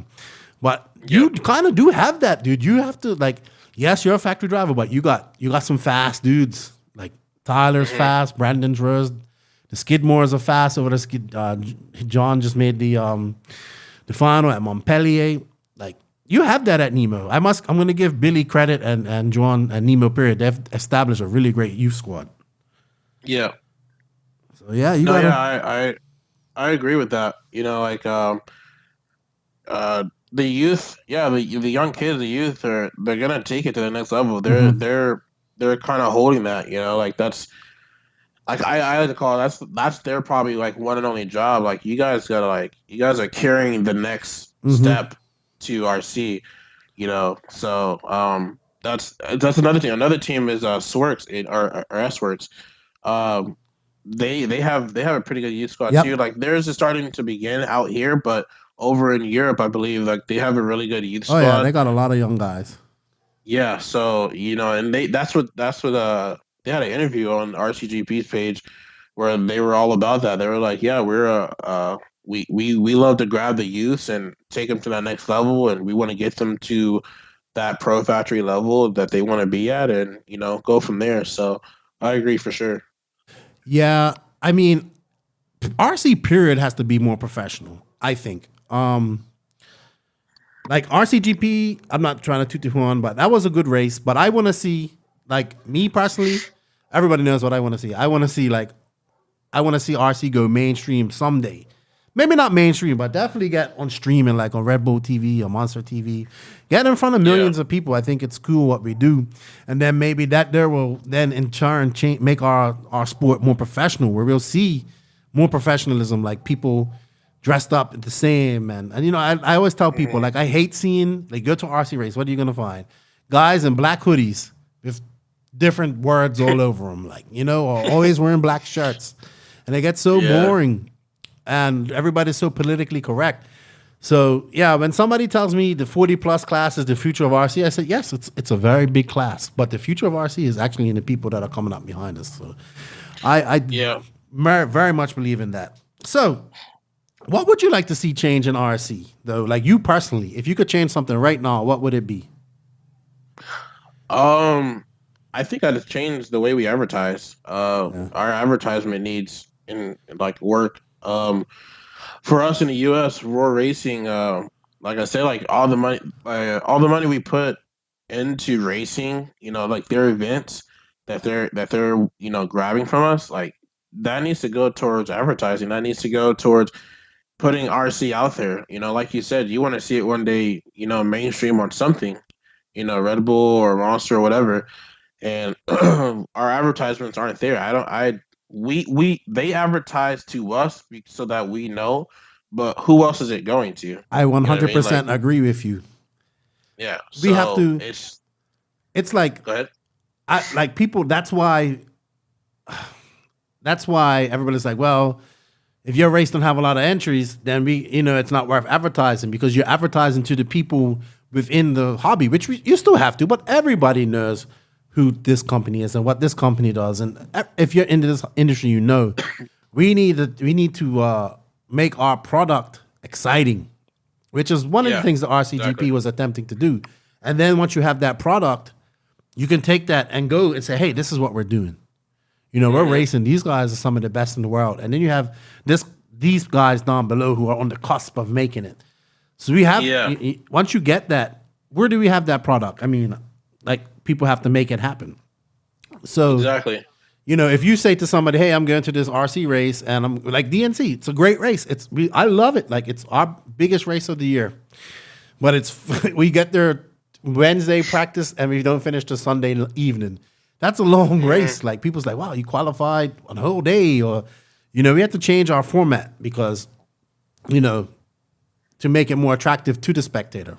But yeah, yeah, like, honestly, I agree, because like, if you think about it, like, I know they don't have nearly as long of an event as us, but if you compare it to motocross, like, they're a 1 day race. They're a 1 night race. You know what I mean? So, like, for us, like, it's just like, like cutting those 2 days off where everyone just flies in on a Thursday and does Friday, Saturday, Sunday, like that right there for a big race, that's fine. Like, it's a weekend, but like for people that actually work, like, they're taking off a full week to prepare, and then also for people that come out of country or out of state or whatever like that, like they got to take off from work and having to fly like on a Monday or Tuesday, and it's just a lot. So yeah, cutting off those days where you can just run, like, or it could just be a weekend thing, that probably would be the best choice for sure. Yeah. And and just go from there, because like you said, a week like that's a really long time. So I mean, even how can you explain to people, hey, I qualified. Sorry, I got noise going by. It's like election time, so everybody's driving across, blasting music, and it's gonna be hard to get peace and quiet. I don't know if you heard that. No, you're good. You're all good. I don't hear it. What do people like? Like, if you say to somebody, I gotta be there, I gotta qualify all day, and you don't even like, how did you? Okay, this is a better question. Like the heads up racing, like I like how Reedy does it. Like heads up racing, you did heads up racing at qualifying at RCGP. I think that makes it more exciting. I want to see more of that incorporated in racing. That makes it good for the spectator as well, easier to follow and whatnot. But like, man, I kind of feel like you. Have you been to like Silver State over at the in the hotel yet? Have you been where the hotel is? Yeah, exactly. Yeah, I've been there. Oh last man, 2 years. That race can be so good for RC if we just yes. Well, if we kept the dust on, number one, we'd have to water the track because it gets too damn dusty in there. But we need to advertise. I mean, we advertise it, but we don't. Like, we're trying to hide it. Like, I don't know. Like, it's right there. People can come by. Hey, this is cool. Go back home, and they get in, and then maybe somebody else gets in, and they find out about this club herd. That's what I want to see happen. That's what I'm saying. Like that kind of stuff is like that race.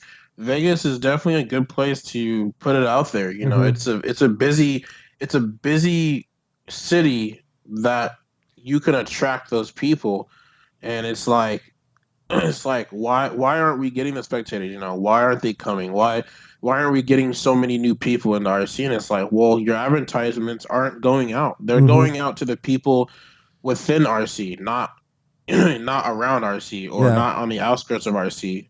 So like if we're not putting out there the advertisements, we're gonna see the same face.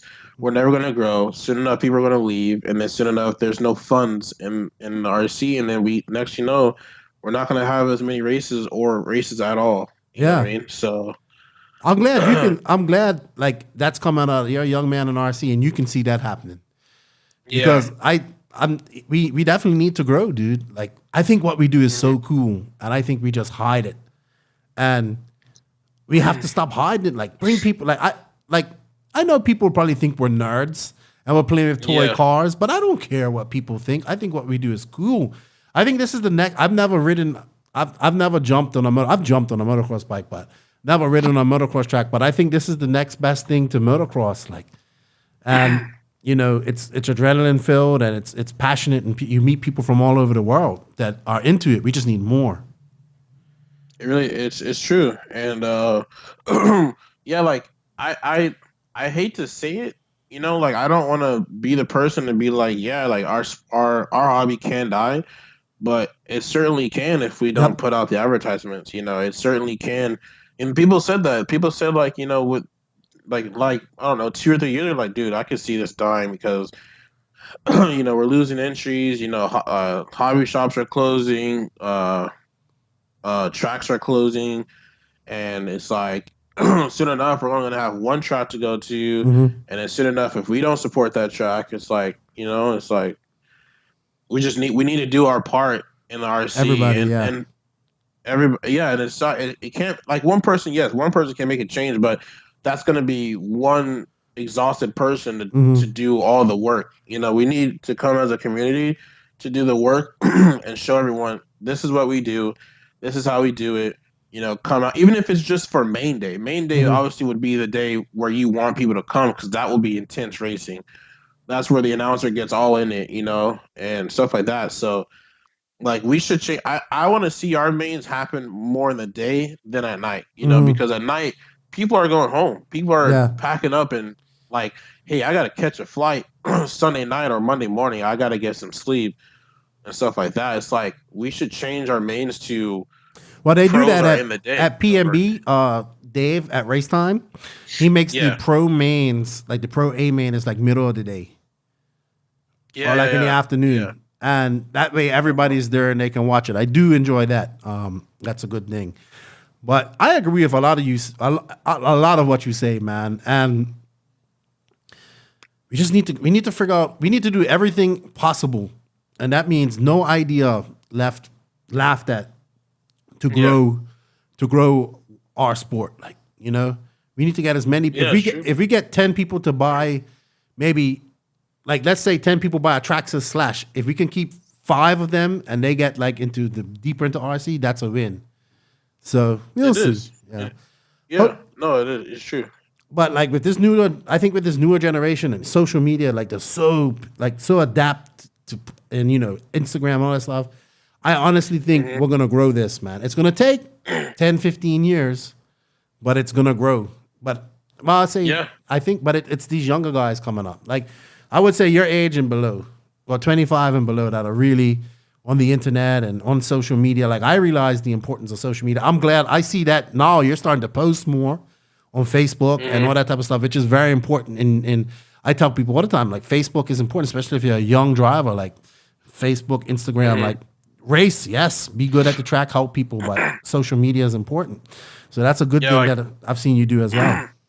Yeah, like one thing I try, like I'm not big, like a big pro driver or anything, so I'm not as busy, or I'm not, you know, like you said, I as big as, you know, Mayfield and all those guys. But it'd be good to see the pros, like they can't be that busy to not respond to people that are commenting. You know what I mean? Like I try to comment to anyone and everyone. About anything, you know, about setups or whatever. Like, so I released a setup, like, I don't know, setup that I was at for like a really bumpy or loamy track, and the guy responded, and I ended up just PM him because I was kind of busy on that day, but I just like, you know, let me PM him and, you know, talk with him. But that's the thing, like, and that's what Adam does too. Adam's another guy that actually like responds. Like that man responds within the day at least to give you as much feedback as you can or as you need. to go on with your day and figure out what you want to do. Like, and that's one thing I really don't see. I don't see, any pros commenting to, not any pros, but some pros commenting to people that, are wondering, hey, what did you do there? What did you do there? You know what I mean? So Yeah. that's one thing I want to see is I like to engage with anyone and everyone. I'm an outgoing guy, so. That's good, man. It's needed. That's needed. All right. A couple more things here, and then we're gonna wrap this up. It's been a good chat. I really appreciate your view on two things I'm very passionate about. Yep, for sure. Got you. Do you have any advice for younger racers coming up? If you were to look back, you've had a short career, but if you were to look back, what would you do something different, and what would you advise younger racers to do that are coming up and are probably thinking, this is something I want to do for a living? For younger racers, I'd say just stay humble, stay motivated. RC starts off as a hobby, so obviously you're not going to be as motivated to do, RC, but if it's something you want to do in the long run, or hey, I want to be like him, I want to be as good as him and be as fast, you gotta keep pushing. Like, you can't stop. One thing that I see often people do is they get frustrated because they crash, or they're not being as good, or whatever the case may be. And if, let's take crashing for example, if you crash a lot, you just gotta keep going, dude. Like, you can't expect good things to happen so quick. Like, some of these guys have been doing this for some odd years to even get where they're at. Some quicker than others, but you just gotta stay humble. You gotta stay motivated. You gotta stay hungry. You gotta eat while you can and get out there. Yeah, I like that. Do what you gotta do. Yeah, man. I feel that. All right, dude. Yep. Hey, so before you go, this is something I'm starting to ask every racer. Before you go up in the driver's stand, do you have like a pre-race ritual, or there's any type of music you listen to before you go up in the driver's stand? Oh, get you in the mood? For me, it's like I get the butterflies all the time. Every time any big race, I get the butterflies. And for what I do, I usually just listen to pump up music, like pump me up, like get in the zone and get ready to fight, and qualifying isn't so bad because we're all on our own times and stuff. So qualifying isn't so bad, but it's not even before the stand. It's actually while I'm up on the stand. I actually have, if I wear a headset in my other ear, I'll have my AirPods, and I have it on like low volume, and I listen to music while I drive. Actually, oh yeah, really? Yeah, it keeps me focused. It keeps me like, keep fighting, fight to the end. So, yeah, that's probably my ritual. Just listen to music, and usually the music it is like rave or EDC music, or maybe rap music, but that's the only two usually. All right. How's your dad on all of this? Is on what? On like you chasing the dream, doing the RC thing. Is he still into it? Yeah. I mean, as I was starting to do stuff on my own and kind of travel on my own, he was kind of doing his own thing. Like, he has 2 kids.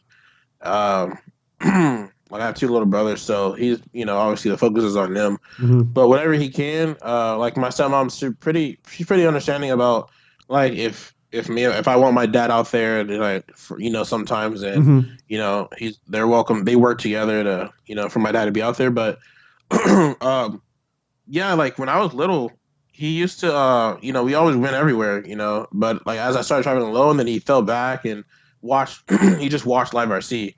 So he was always in it, but he just wasn't there. And I believe, like, sometimes, like, that the reason I fell off is because I didn't have my dad there, and he's always been the guy I want to impress. Right, I'm pushing you. See my dad. Yeah. I always want to see my dad happy. So whenever I do that, he's frustrated. He's a little upset. And, he just kind of clears his head, does what he has to do. But whenever I see my dad happy, like at Adelanto, when I debuted the car, you should see the smile on his face, like me TQing over Drake, like stuff like that. Like he was like, dude, it was a smile of like, I'm happy to see my son back on top, or back in the mode of grind mode, you know. So it was good to see him happy. But yeah, he's still in it for sure. Good stuff, man. That's good. Well, man, I wish you good luck this year. I'll be paying attention, obviously. And wow, I have like somebody messaging me like crazy. Yeah, it's crazy. No, I really appreciate you having me on for sure. Yeah, man. And I don't know when this is gonna air, but it might be before DNC. But I'll see you at DNC and good luck, man. I'll be following you, dude. Would you like to shout out to anybody before we sign off?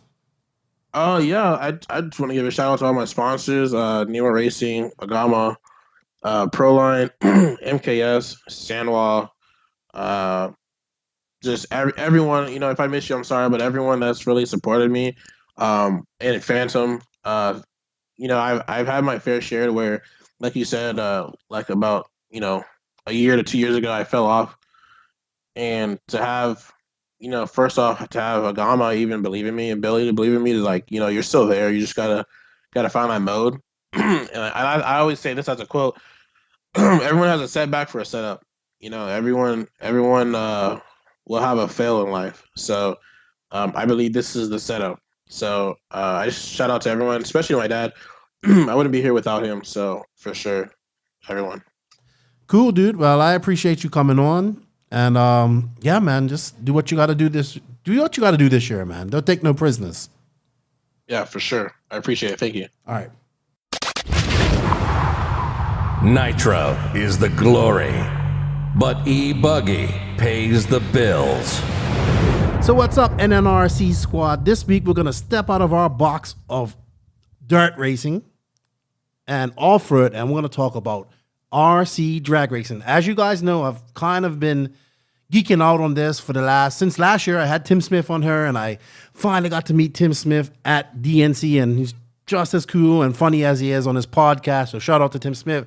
But I also got to meet another gentleman through my good buddy Sean Rusin, who I think loves RC more than me. I got to meet this young guy named Tyler Zavadil. Did I say your name right, Tyler? You did. Good job. Most people screw that up real bad. Yeah, you was walking around, drinking beer, taking pictures, and then we got to talking about what your event, because your YouTube channels, your YouTube channel and Facebook page are called RC Drag Talk.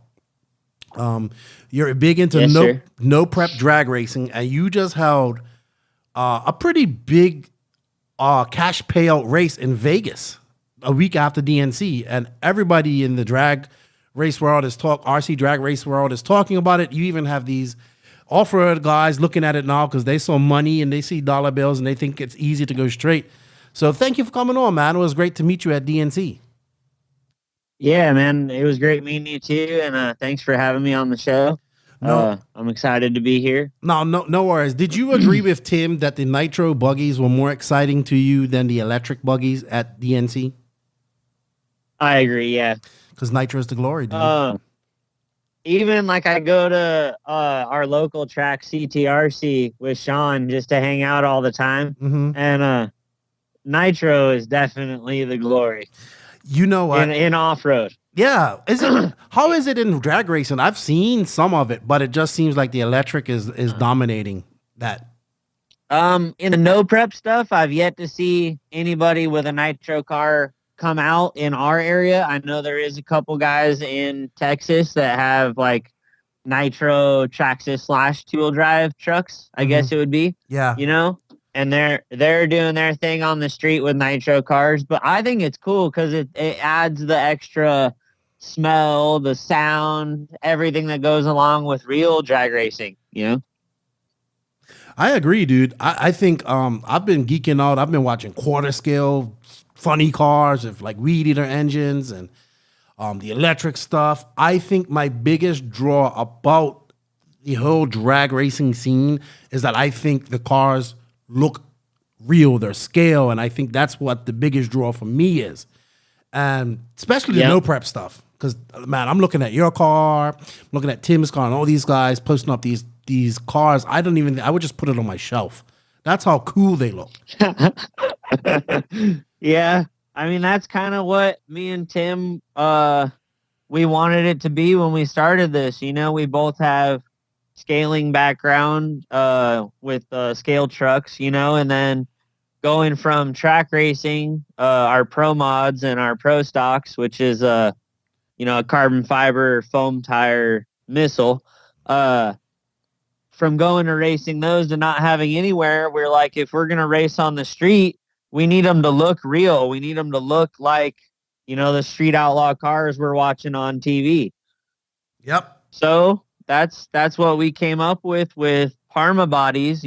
4 years ago, we were using Parma bodies because it was all that was available, and or truck bodies from, Proline or J Concepts, but there was no cars out yet.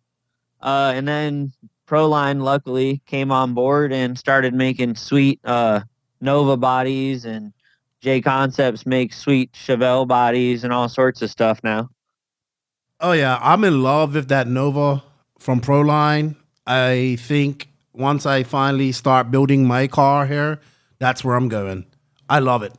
I think it's so badass. Yeah, I love it too. I just picked one up, and it fits so good, and it's probably the most real looking body right now on the market, I think. All right. So I know a lot of people know what no prep is, but let's just break that down for some people that might be listening to this for the first time. What exactly is no prep RC drag racing?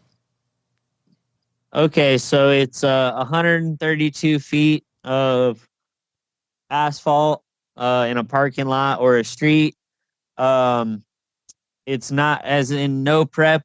There's no chemicals or anything sprayed on the ground to make it sticky. There's no soda pop. There's no VHT. There's none of that. Just bare ground. Okay. Then the style cars that we're racing is a 2-wheel drive short course truck with any motor, any ESC. The limitation is it has to have rubber tires and it has to have a 2-cell battery, 8.44 volts max. Okay. That's it? And it has to have man. And it has to have a realistic body, I assume, as well? Yeah. It has to have a body that covers the tires. It can't be like a buggy body tucked in there. Yeah, I think sorry, go ahead.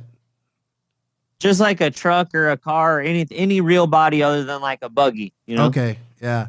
I even saw somebody had like a Volkswagen Beetle bus or van set up on some of your pictures I was looking at. I thought that was so awesome. That was my buddy Coy. He helped me run the event. That's a Traxxas 4-wheel drive / underneath there. That's just kind of his show bus. He likes to just bring it out and show it off. But that thing's incredible, man. It has lights, a horn, all sorts of stuff in it.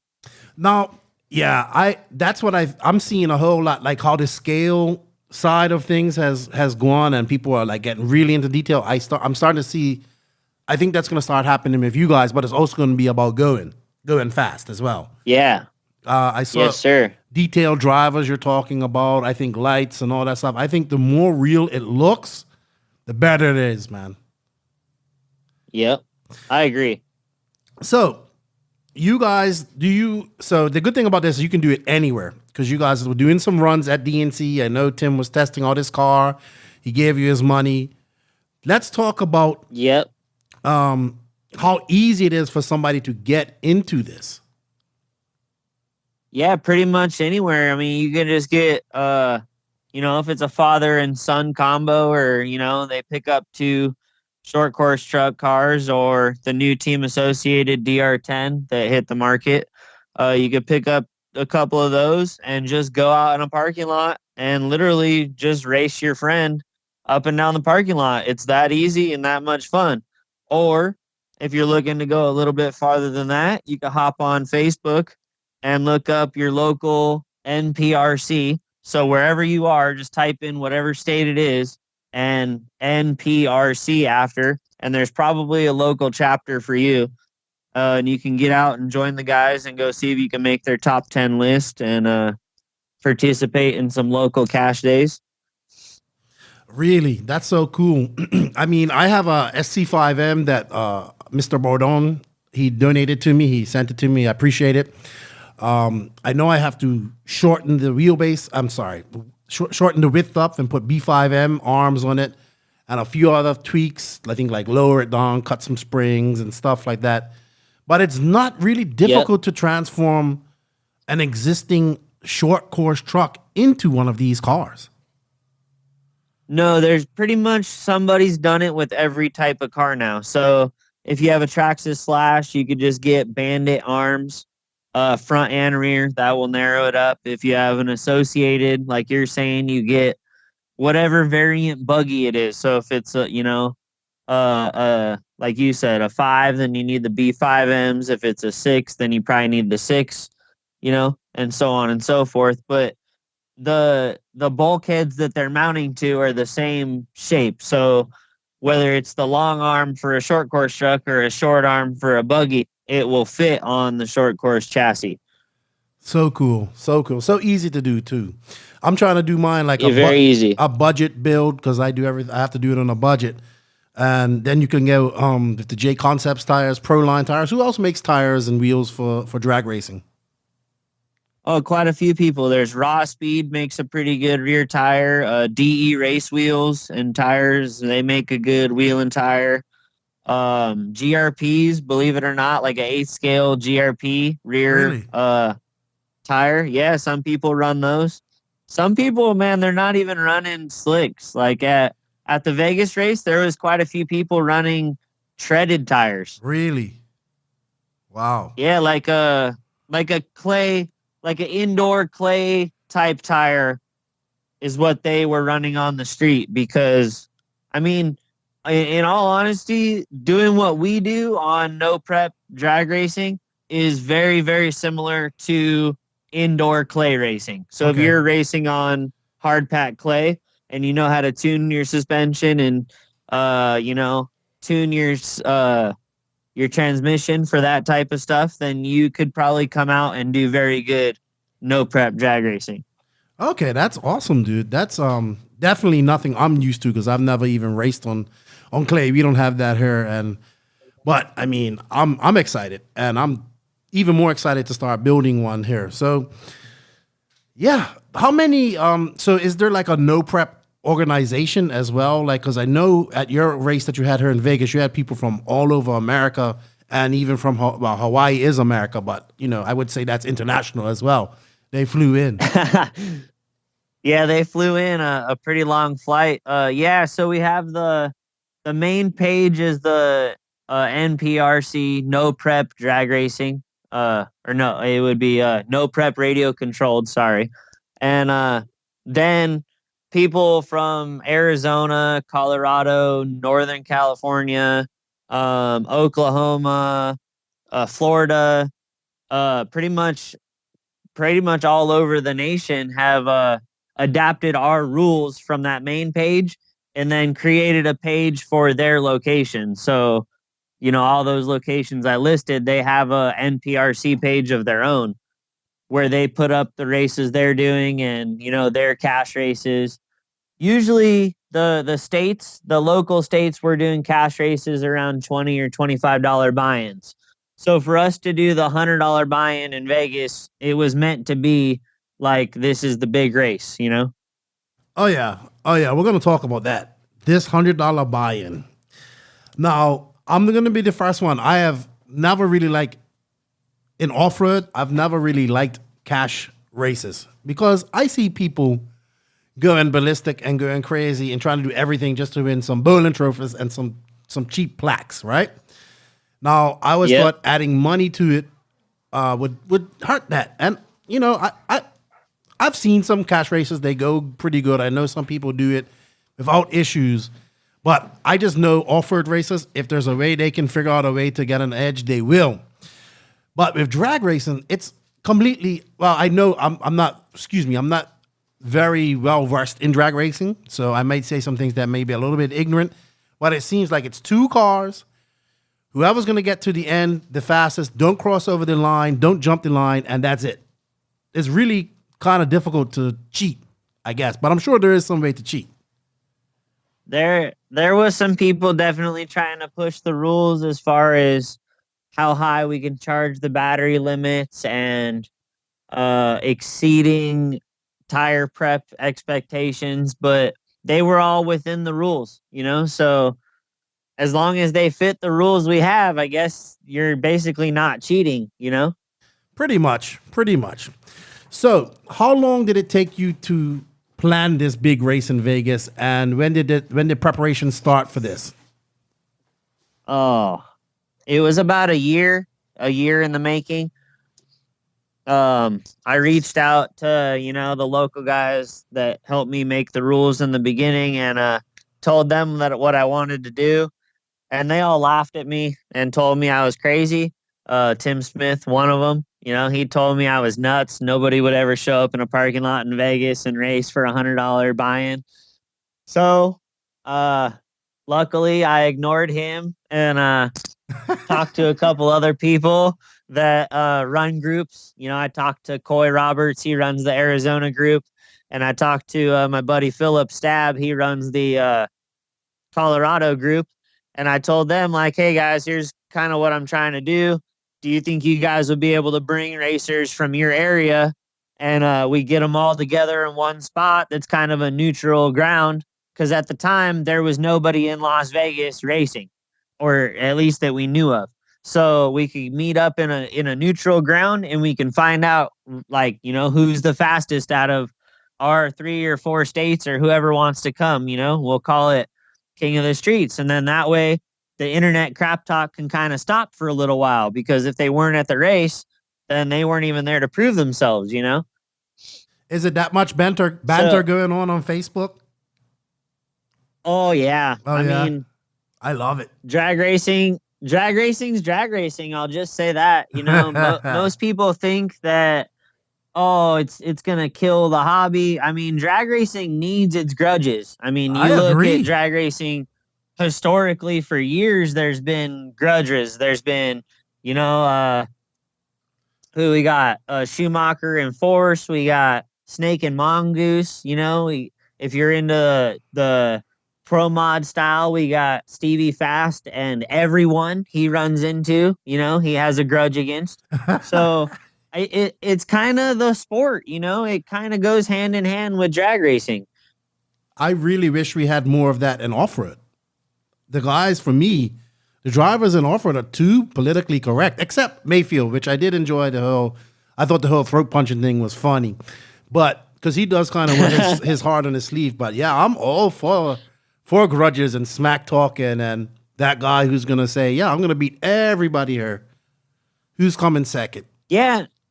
And I mean, there's a way to do it and be, politically correct and keep your sponsors happy. I mean, I have sponsors. Tim has sponsors. There's a proper way to do it and not put a bad name out for across the industry. It depends on how you're doing it, So this race, let's talk more about the race in Vegas.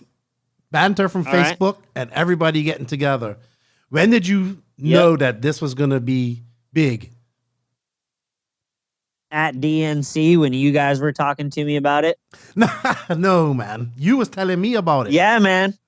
For real. When I had, not just you, but I had like dirt pros, talking to me about the race. And it was just like, whoa, how do you know what's going on in my world? You know what I mean? Because to me, when I go out to DNC, I'm just a big time fan. You know what I mean? I just grown up watching those guys and respecting what they do. So getting to go there and then hear people like that talk to me about what I do was pretty rad, you know? Yeah, it is cool. It is cool. I mean, it was the first time I had heard about it, but it piqued my interest right away.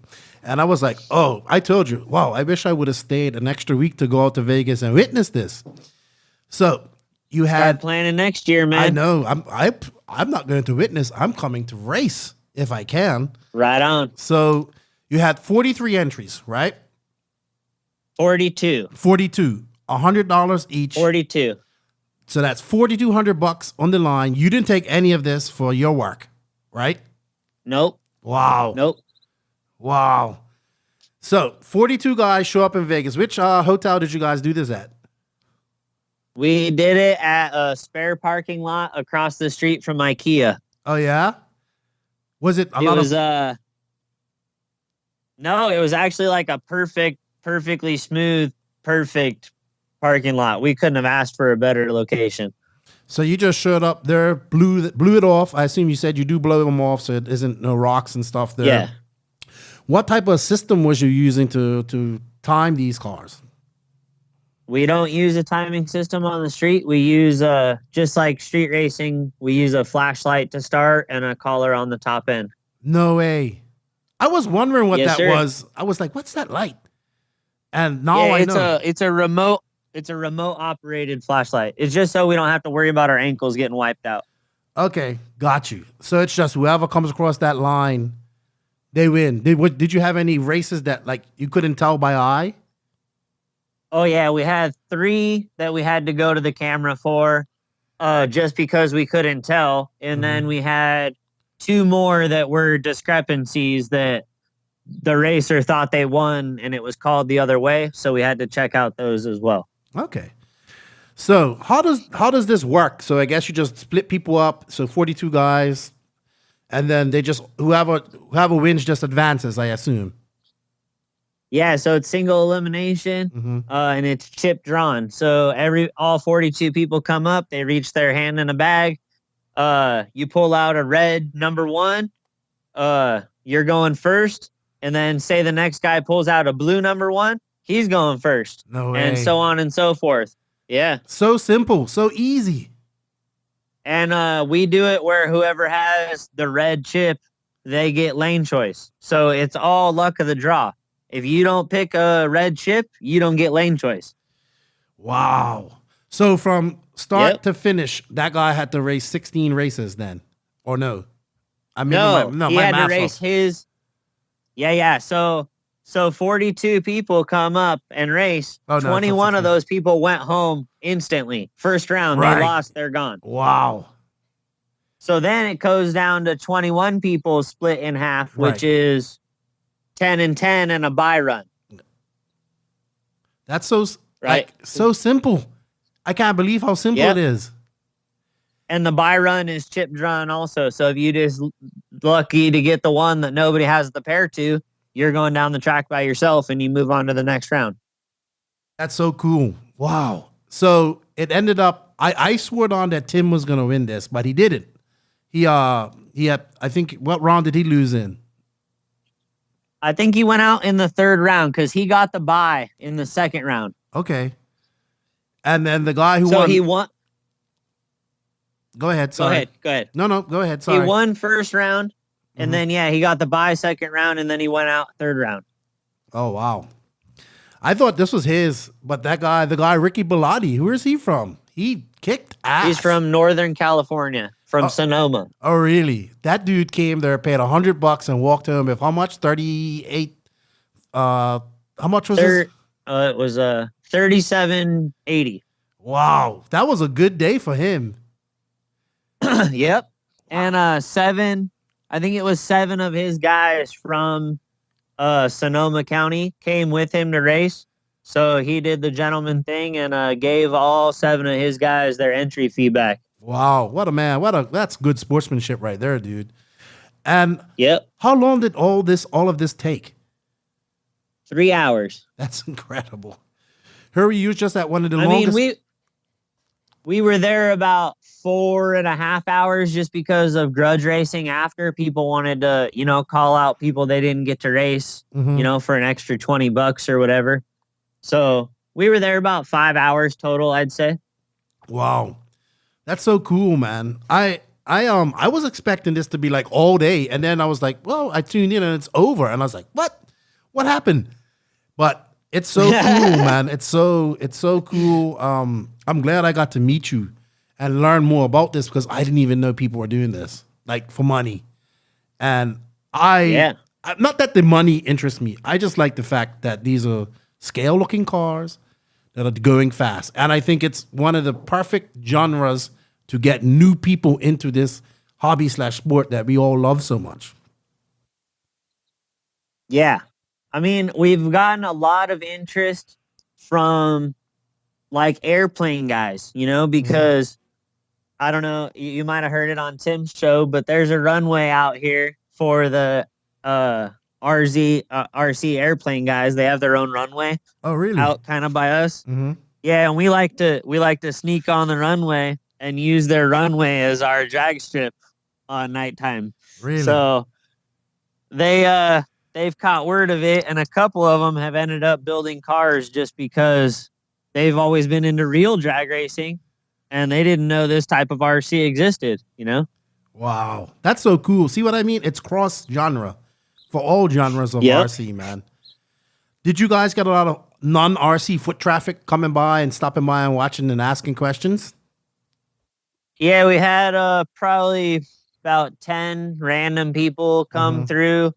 The Vegas hobby shops, shout out to those guys, man, because they pay attention to what's going on in their community. And I didn't advertise to them at all.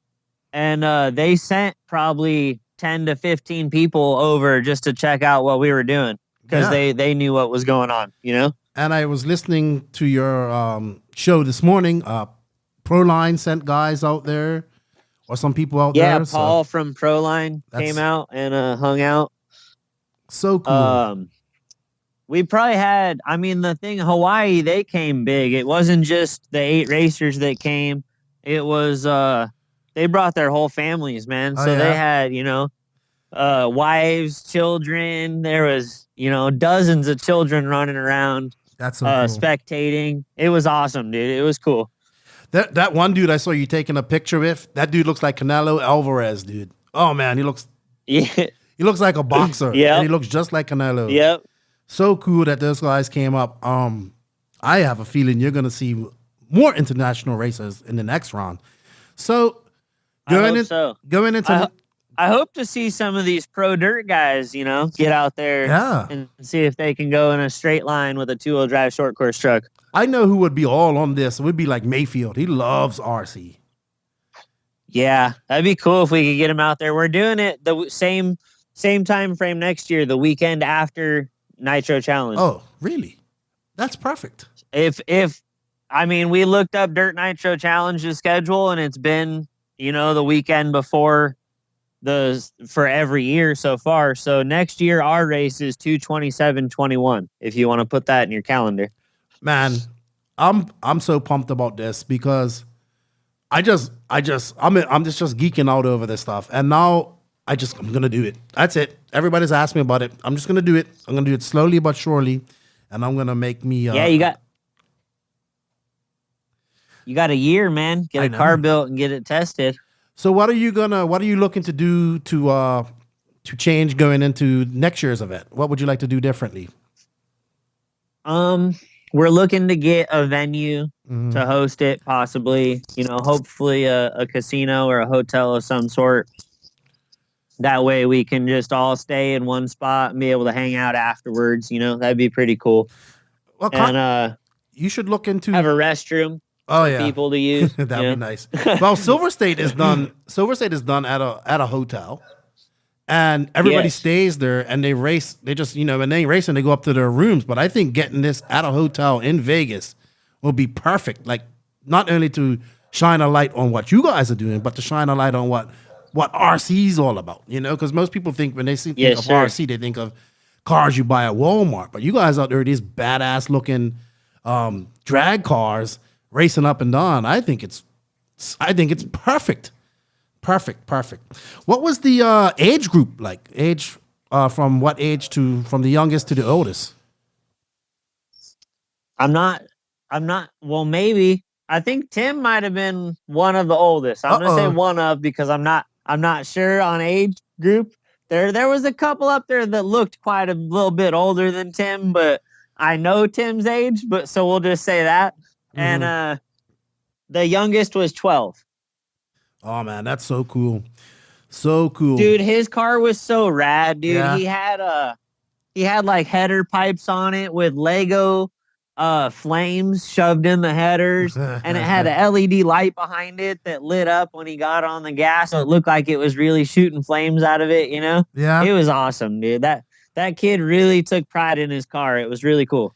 Maybe next year you can have a concourse competition if you didn't do it this year. That'd be cool too. Yeah, that's the plan. So we're looking to add a car show like a best in show section. Yeah. And then, hopefully probably get a caterer or something on board so there's food out there for the people. Well, dude, if you got 42 guys this year, I think you're going to double that or more. And that way that can award you to do other things like this as well. And I was also looking at I like that scale drivers, like what you look like type of driver. Man, I'm seeing, in my mind, it's going crazy already. Whole scale interiors, like with roll bars and roll cages and all that stuff. Oh man. Yep. The sky's the limit with this stuff because you're going straight. It's not easy. I know it's not easy. I want to do it. I know I'm going to fail, but I'm going to keep going until I do it. But the scale of this is what excites me so much. Seriously, I'm like geeking out here right now, just talking about it. It's the perfect type of car that you can have your show body and your race body, and I only say that because I saw a lot of that at Dirt Nitro Challenge, where they would go practice with one body and then they'd go back to the pit and put a shiny one on it and take pictures, Yep. Because they don't want to mess up the painted body. Yeah, I know. Yeah. And this is the same thing. I mean, you can make your car look as real can be and have it sit on your shelf for 3 weeks until race day, and then take it out and put your scratched up body on there, race, and go home and have it back to being a car show on your shelf. Yep. Oh, now I'm going to have to get 2 bodies just because you said that. Just because you said that. Look at you. You're making me spend money already, Tyler. What's going on with that? I'll send you a body. How about that? No, it's cool, man. I'm gonna make a no-name RC podcast. That's gonna be my donation. Oh, really? My donation to your no-name car. I'm gonna send you a body. Well, I was happy you just put my stickers on your car, so I'm happy about that. Yeah, man. You're all over the car now. That's good. That's cool. I appreciate that, man. And I appreciate getting to talk to you. I'm just going to be geeking out. I'm just excited for next year for this. If it's going to be after DNC, I'm planning to stay the extra week so I can come out and do this. That's my plan. So yes, sir. So, Tyler, if anybody wants to get in, I know what I forgot to ask. Is there some sort of census, like nationwide? How many people do you think are doing this? Oh, God. Thousands? Really? Yeah. Wow. That's pretty good. Or at least that's what the numbers are on the pages, So, I mean, you figure at least half the people that like it on a page are doing it. So we're probably at least 2,500 to 3,000 people nationwide. That's good, dude. Actually, I could probably say globally because I know people in Australia watch my content and they tell me they're building RC drag cars. So, yeah, I know. Like Adam Ross, he's up in Ontario, and after listening to Tim on my podcast, he's built some too. He's all about. Oh yeah, he's a great guy. I'm on the Cow Factory team with him, and every time I post a picture of my car, he's like, "Oh, dude, I love it. I'm building mine right now." Yeah, Adam's a great guy. Yeah, I was talking to him last night. He called in we recorded our call-ins for the podcast, and he always calls in. Good dude, very good dude, great ambassador for RC as well. But yeah, man, I love it, dude, and I want to see this grow. Like, I want to see RC grow, period. But I want to see you and your genre grow.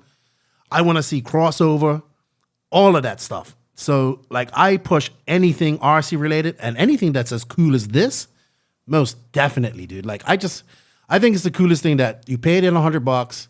There was no, like, everybody had fun. A guy went home with close to $3,800, gave his buddies all their entries back, and it was all about having fun and promoting RC. Yeah, everybody had a smile on their face, dude. It doesn't matter if they went out first round or they went out and lost, or broke. They were all happy. They were all just excited to be a part of it. It was pretty cool. Hey, you know what? I saw on one of your hashtags that you're sponsored by one of the sponsors of this podcast, and that's Papa Willie's Traction Tonic. Yes, sir. Papa Willie's is awesome stuff, man. You're not popping Willies if you're not using Papa Willie's. Oh man, he puts up some of the best pictures on the internet. I was like, dude, how do you get your pictures so good? And he's like, oh, you use all these different apps. Scooter's a great guy. So you use the traction tonic on your tires, obviously, to get some extra grip and whatnot. Which one are you using for your drag cars? I like the clear. The prep, I believe, is what it's designed to do, is to prep your tires to allow them to take his formula, because we're technically a no prep club. We don't really like the whole sticky stuff on the tires. If I'm going somewhere that does allow the sticky stuff, the orange is my favorite. Okay. All right. So for all you guys that are into that, check out Papa Willie's, because, if you use the promo code NNRC, you will get 10% off your purchase. So we did have one off-road guy talking smack on one of those posts. Kyle Johnson. He was talking about getting his 8-scale buggy and racing all you guys and beating you all. And I said, hold on, Kyle. There's some rules here, buddy. You got to make a car. You just can't throw your 8-scale buggy on 4-wheel drive if all your brushless system and go race against these guys. You got to make a car. So that's pretty cool, too. Yep. He should do it. He's in Vegas. He can do it. I'm going to tease him. He should. I'm going to tease He him. said he was going to come out and check out the race, but he never showed up. So yeah. Cool guy. He's fast, too. I'm going to tease him some more. I'm just keep posting. We'd love to have him. Yeah, We'd love to have him. I think you're going to see a lot more off-road guys. They're going to look at, no offense, they're going to look at it for me, I love RC, and 8-scale and off-road is my thing. I don't race it anymore, but the scale trucks and the drag racing stuff, that's my hobby within this sport/hobby. Does that make sense? Yes, sir. Man, you got me all hyped up to build a car. That's it. I'm going to start going through my parts and start my chassis here next week. And just video and document my progress and post it up. So, Tyler, for anybody that wants to get any information from you or anything, any type of information, no prep, RC drag racing, let's throw out some shout outs for you. You have RC Drag Talk, which is on YouTube and Facebook. And Instagram, same name, across all three. And Tyler gets back to you. He has a full-time job and he works hard, so give him some time to get back to you. Where else can people go to get more information about no prep RC drag racing? They can go to the NPRC on Facebook. Okay. And check out his videos, dude. Yeah. On YouTube. Yep. RC Drag Talk. And they got video of the races from 2 weeks ago. It's 2 weeks now. It's going by, right? And of course, yeah, the Vegas race was live fed the whole time, so all 3 hours are posted on the channel. You guys can go back and watch it, skim through it, check it out. And of course, you can always get your fill on RC Drag Talk on the Tim Smith, the TSR Speed Shop. And you've been on there twice. I haven't listened to the second part yet. I got to get to that. So I'm going to get to that probably after I get this week's podcast done, and then I can relax and just listen to what you guys are talking about. But dude, I'm going to say it was a pleasure to meet you at DNC. As usual, I'm meeting more and more cool people in RC, and to me, that's what it's all about. I made a new friend. I've seen something in RC that I think is just freaking awesome. And I'm excited. And thank you for coming on the podcast, and thank you for doing what you do, man. Because it's like guys like you and Tim Smith who have taken this no prep thing and drag racing and bringing it to the limelight and spotlight where it is now. So you guys are doing a really great job of doing that. Thank you, man. It was great meeting you too, and thanks for having me on the show. Thank you, dude. And we'll get you back. We'll get you back on her. Maybe we'll get you and do a call in one night and have people call in and ask you some questions about RC drag racing. Yeah, that'd be cool. Let me know. All right. So remember, guys, you can check out Tyler on Facebook, RC Drag Talk on YouTube, Instagram, and Facebook. Check them out. They have some really badass pictures of different cars. I love your car, the blue one. Is the truck that truck's your wife's, right? No, that's mine too. I just put it in front of her for the video. That looks badass too. But I appreciate your time. Go ahead. Sorry. It usually tows my trailer with my Pro Mod sitting on the trailer. Oh yeah, I mean we could probably go on about all that type of drag racing too, later on a different episode. That's way over my head. Yeah, you want to talk about track stuff? You call Tim and me at the same time because he's been doing it for 30 years. Yeah, that stuff there looks so awesome. So, yeah, I love it, man. Keep on pushing, dude, because it's people like you that help make our hobby, our sport awesome. So keep doing what you're doing. Thank you, brother.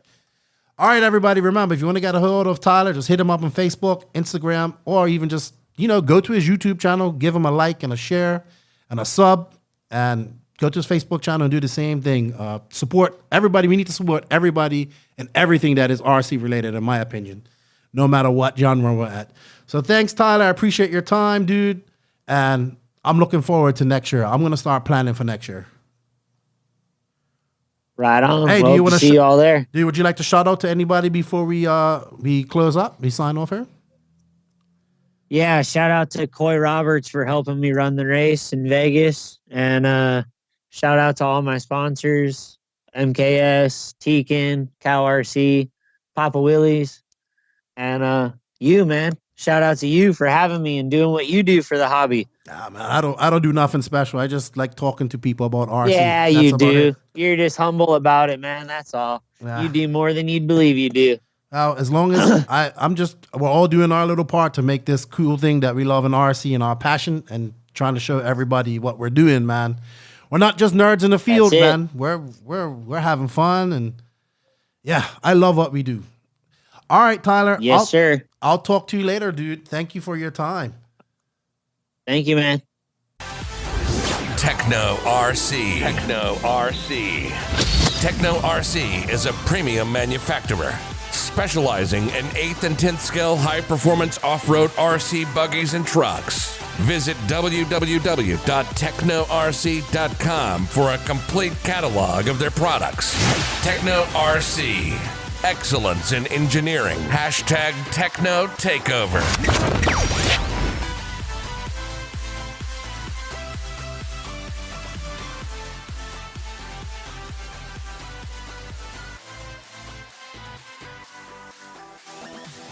Welcome to the No Name RC Podcast Hotline, brought to you by Tekno RC. We are back, and joining me tonight as a special guest, I was trying to think who would be good to come on here to give setup advice and talk about RC from a technical side and also being involved in the industry. And Nick Watlett of Wallie Builds came to mind. He was on the podcast last year, but a lot has changed in his life since the last time he was on here. So what's up, Wallie? How you doing?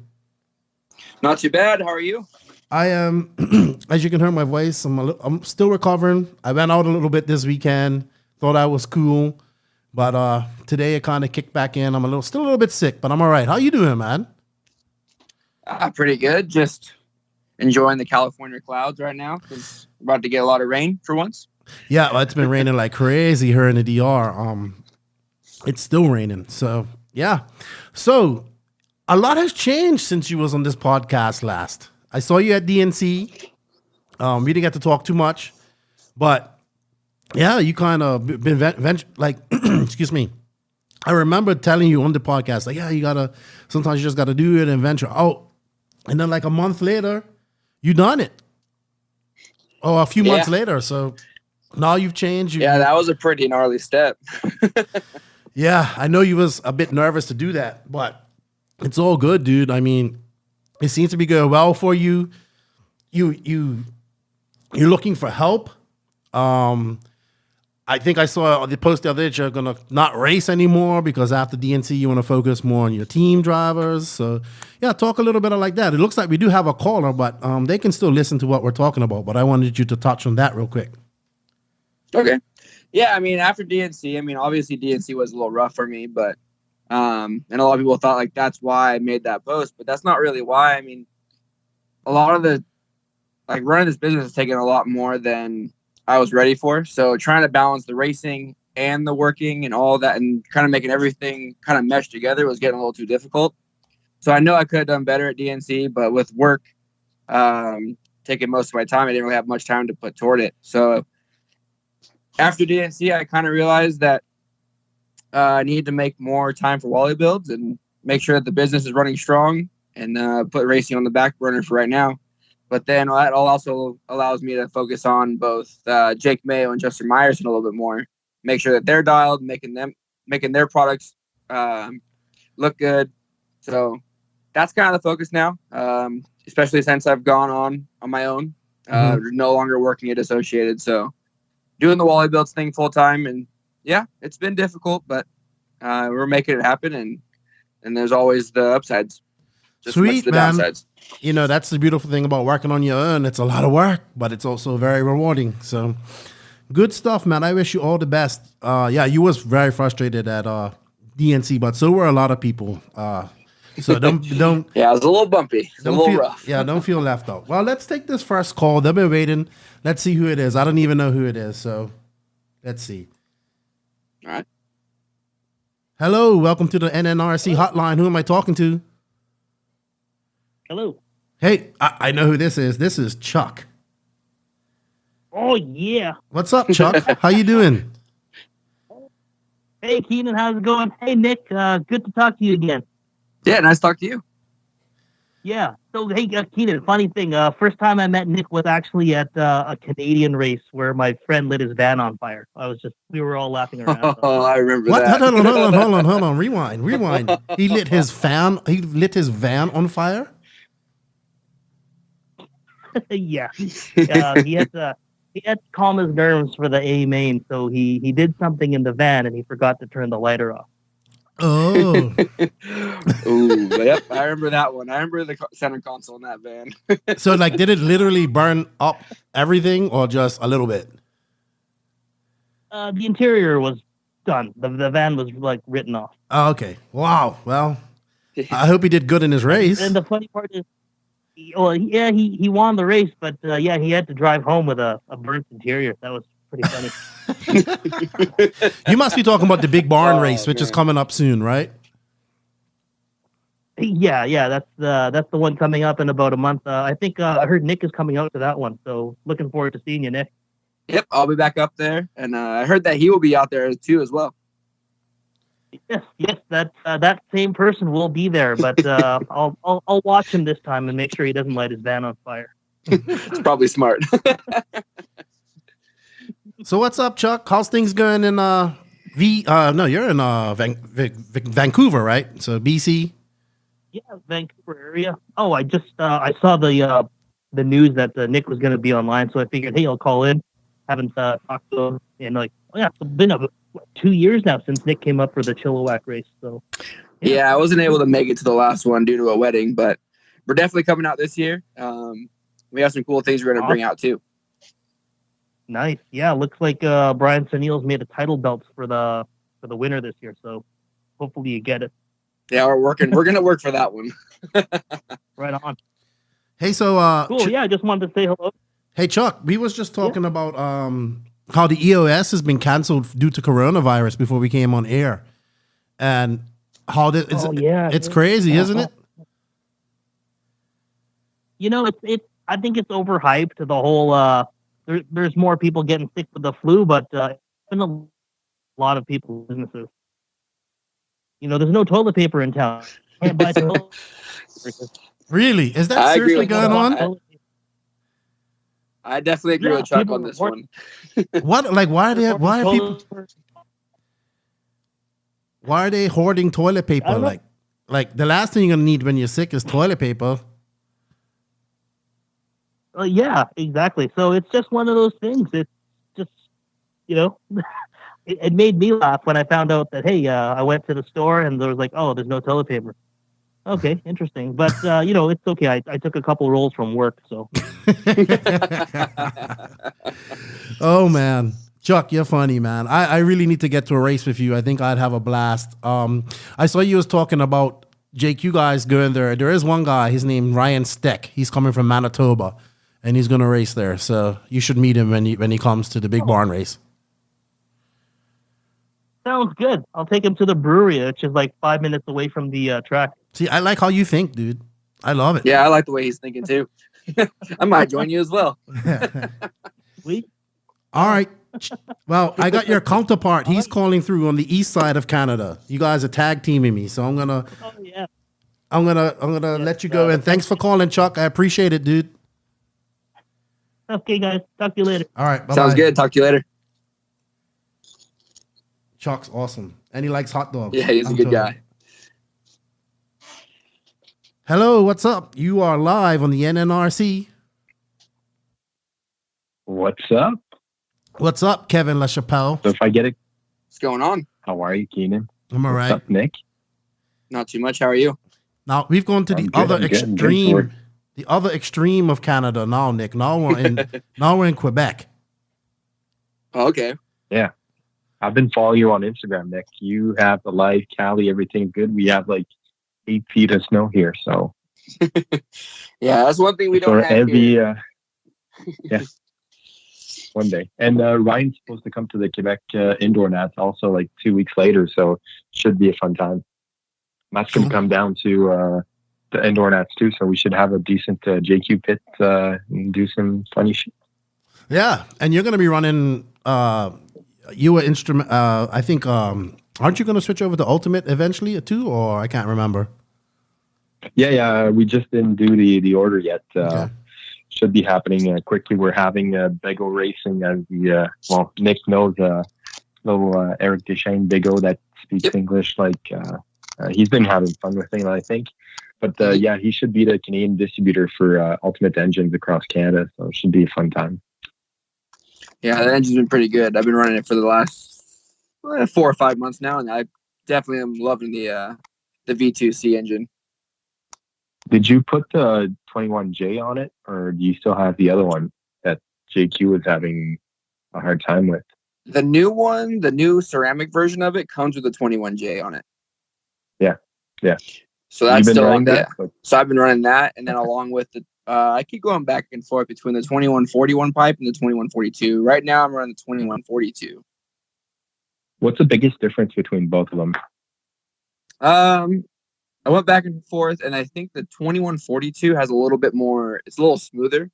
Okay. The 2141 just still has a little bit more power, like overall power. So it's a little snappier. If the grip's up, I'd probably go with that one. And then with the 2142, when it's a little looser, go ahead and go with that. And you run 25% or 30% nitro? I run VP 25%. Okay. That's interesting. So it might change my purchase then. Mm-hmm. Hey, do you have any? Yeah, no problem. Do you have any snowflake questions for him? I know you run a lot of 10 scale. No, I just need to get my shit together for 10 scale, and anyways, my shit's not together right now. Been a rough time racing. Fuck. Actually, the question I had for Nick was like Keenan sort of knows I'm trying to support JQ and Cat. I'm trying to help out as much as I can. What's the number one thing that you say that people that start building cars or start wrenching that they do wrong? What's the one thing that everybody screws up most of the time? Like, are you saying like someone that's new to it, or someone that's kind of built cars before and has an idea? We can do both of them. I would say the person that's just starting out, they kind of skim through the manual and kind of don't really pay attention to all the little things. The biggest thing is to make sure that you're 100% knowing what you're assembling. Because it's really, these cars, there's every little car has something that, like a shim that we misplaced, and that could change the setup. I mean, I've come across cars that have been built by people that are sent in for a rebuild because they just can't get the handle right. And there's shims that are in the wrong spot. I've seen shims floating around in diffs, quite a few things. And then as far as a person that's more experienced and has that kind of the bases down, just make sure that everything's lubed. You don't want to put anything together dry, so for instance, like on an 8-scale car, when you slide the hex, the 17mm hex on the axle, some people just put it on dry, and what happens is after a while, the axle and the hex kind of seize together, and then it's kind of harder to get off. But if you put like a light coat of grease, just kind of take your finger and go around the axle with it, and then slide the hex on. When it goes time for maintenance, it will slide right off, no problems. That's actually something I don't do, so that was useful. What do you use for oils and lube? Do you use Ultimate stuff or use other brands? For right now, I've been doing the Ultimate stuff for a little bit, but I've also used Mugen oils has been pretty good for the diffs, and then Ultimate oils and the shocks. As far as like lubricating CVAs and greases and stuff like that, I use all the 1-Up greases. So the gold grease I'll use on, let's say for 10 scale, I'll use it for a thrust bearing in the diff. In touring car, and when I build a touring car, I'll use the gold on the CVA joints because there's not a whole lot of dirt there, so you can kind of get away with using that. And then in the off-road stuff, off-road CVAs, I use the 1-Up red. The red's been pretty solid. And then you can always just reapply it while it's still in the car, so you don't have to really take anything apart. You can just squirt it in there after, like before your mains, or if you have everything apart, you can kind of just add a couple drops, and the CVAs stay free, they stay clean, and it also helps reduce the wear quite a bit. Cool. That's one thing I started using with the Ultimate stuff is JQ did it live with the Teflon, the white grease. Yep. I started using that in my diff out drives, and I've been seeing a big improvement in the diff not leaking, and they've been lasting for a pretty long time. Yeah, that stuff's also just as good. So, I mean, any of those types of greases and stuff like that will do the trick. Just kind of like which brand you're kind of more leaning toward. Cool. Good stuff, Kevin. That's what I had. Thank you. Thanks for the call. Thanks for the call, dude. I'll talk to you later on. And keep going to the track and practicing, dude. You gotta, you gotta reel it in and get back, get going fast. Yeah, you sometimes you get shit weeks, and it just takes time to get your mojo back. That's all. I know that. That's for sure. Yeah. All right, Kev, man. Talk to you later. Take care. And yeah, cheers. Thanks for the call. Sounds good. All right. Bye, guys. Bye. Yeah, man. And we have a call from Washington. Hold on. All right.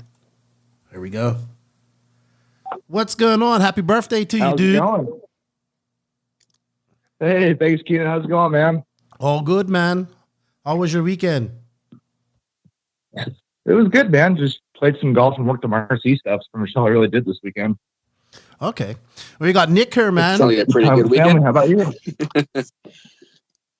All good. What was that? I said we got Nick here. You got some. You got to say what's How's up it to going, Nick. Pretty good. How are you? This Good, man. You excited to come up to the Hangover? Yeah, definitely. I love going up to those races. Like super fun atmospheres, and just love being out there. So my question for you, Nick, is because we know that you travel a lot for races and stuff like that. What do you see as your biggest difference from going to a Pacific Northwest race versus going to like California or a much larger race where there's more of a professional driver's presence? I would say the biggest thing is the the race environment, like the people there. In California, you kind of get that "I'm better than you" type of attitude. You kind of see that a lot down here. But when Justin and I go up there, we talk about it every time. It's just like we get up there and everyone's trying to help each other. Everyone's just out there having a good time. It's more laid back, and the environment is just more fun. I mean, every once in a while you're going to have that guy that's bummed out about their race, but as a whole, it just seems like there's more fun being had at these races rather than the DNC or the Silver State or stuff like that. Like, don't get me wrong, those races are awesome, but when they're more laid back and people are genuinely happy, like regardless of how they do, I think those are the better races to go to. That's a good answer. You know what? I actually agree with him because I love going out to the West, and I like seeing everybody out there, and I like seeing, I like to watch DNC. I'm glad I didn't race it this year. But when I go to and I feel a lot of love there and get to talk to people, but it's right. Everybody's so serious. Like, remember the first couple of days of DNC, people were so serious. And then when it rained, and they started throwing the ball around, that's when everybody kind of just got comfortable around each other. But when I go to the East Coast or any races on there, it's like people are just there to have fun. Yes, they take it serious, but they're there drinking beer, having fun. It can get a little serious too, but it's a lot laid back. And that's the one good thing I've heard about the Pacific Northwest races is it's very laid back, very friendly. It's like a good time, and that's why I want to get up there and get to some races. Yeah, that's exactly what I see out there. Every time I go up there, it's just everyone's super inviting. Like, hey, we're gonna go to this place afterwards if you want to join us. Like, oh yeah, like everyone just kind of gets along, and everyone just likes to go and hang out and have a good time. That's definitely cool. Like a lot of us, like, well, it's kind of cool because like we'll go out on the track and we're like all competitive and stuff like that, and then after that, like the fun thing is like we always like talk a lot of smack to each other, but like not in like a way that's like threatening. It's just a way that's just like more fun and inviting. It just like I don't know how it just something about it just makes it funner.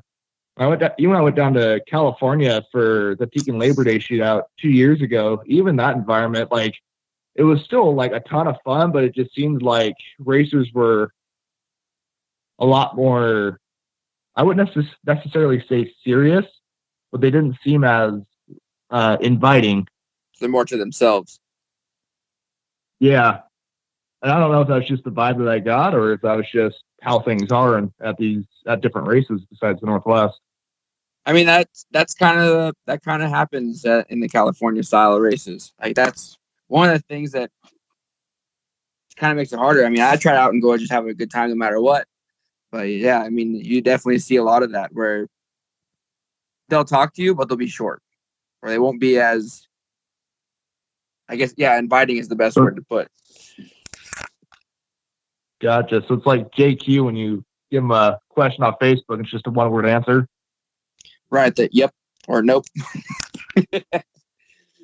Pretty much. That's cool, man. I think what it is it's so much competition there in California, and everybody wants to beat. I mean, not saying that, and everybody's trying to beat everybody, and it's just like it gets intense.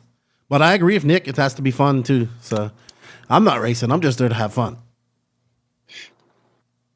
Yeah, we've got Joe Bornhorst and Adam Drake coming up. That's gonna be definitely cool. I haven't ever met Joe Bornhorst, so that's gonna be different. Yeah.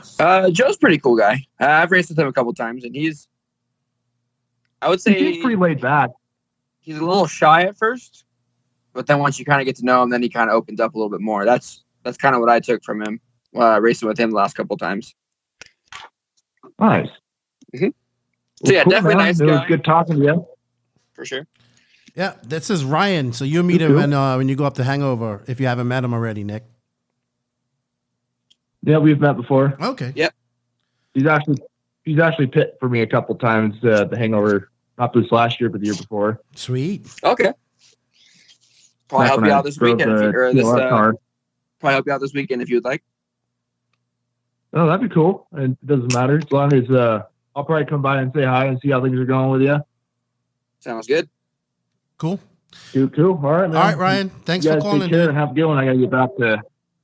Yeah, I'll talk to you guys later. All right. Thanks. Sounds dude. good, man. All right, bye. Bye. We got one more, and this is from Canada as well. A lot of Canadian colors. Yeah, I know who this is. What's going on, eh? Hey. What's going on, Mr. Ross? How you What's doing? this all about? Pretty decent. Not too bad. Yeah, just wanted to call in and talk to Wallie Builds himself. Yeah, he's here.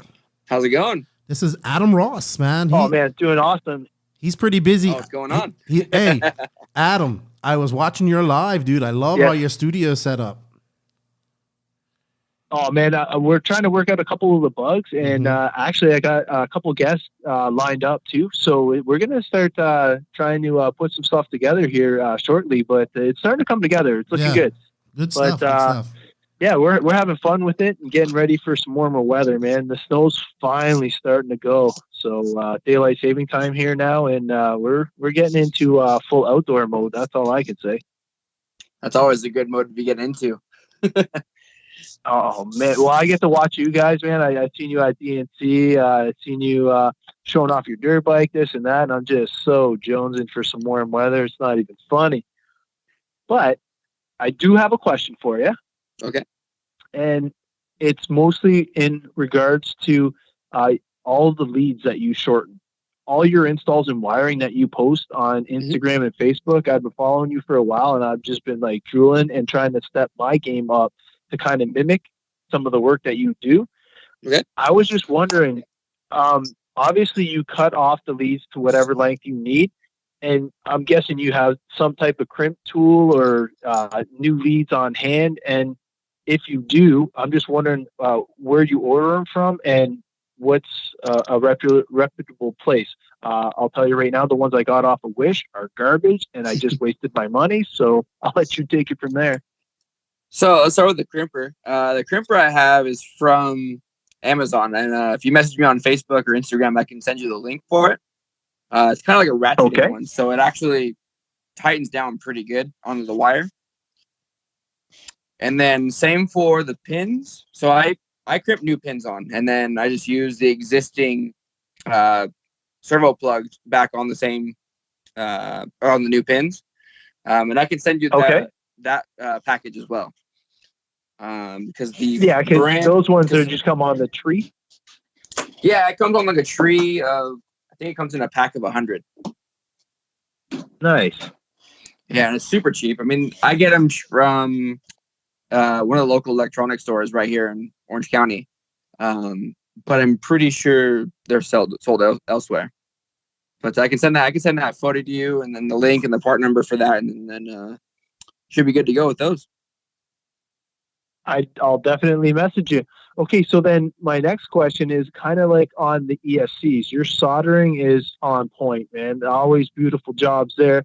But somebody told me that you want to keep the positive and negative wires within a certain length. Now, on some of the ones that I've seen you do, is that true, or is that just some old wives' tale that somebody's telling me? That's not necessarily true. I like to do. I mean, obviously, you want to keep the wires as short as possible to get the least resistance.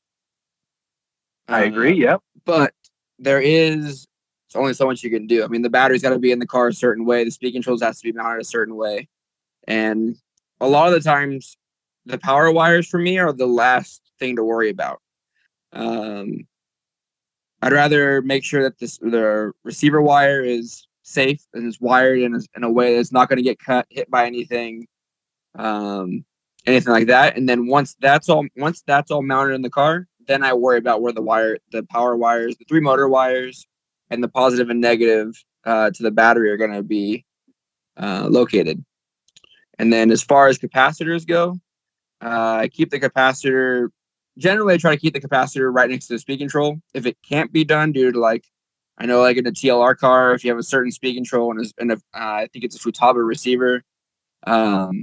The capacitor can't be right next to the speed control, so what I'll do is I'll put it behind the receiver, but I'll try to keep those wires as short as possible as well. Yeah, no, those installs were super dialed. One of the reasons why I'm asking you is because I have younger children in the hobby, and we use bullet style connectors, and I always have it so you can't cross connect them.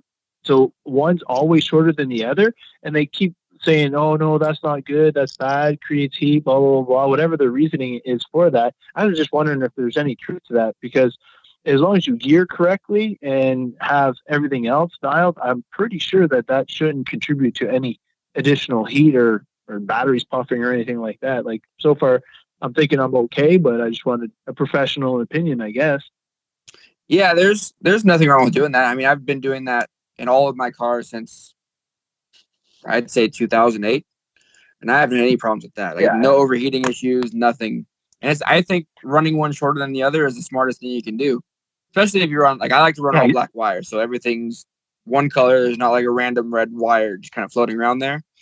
So if you're doing that with all black wires, you definitely want to have one shorter than the other, because it'll be really easy to plug in backwards if you don't. And depending on what ESC, you could just pop it real quick.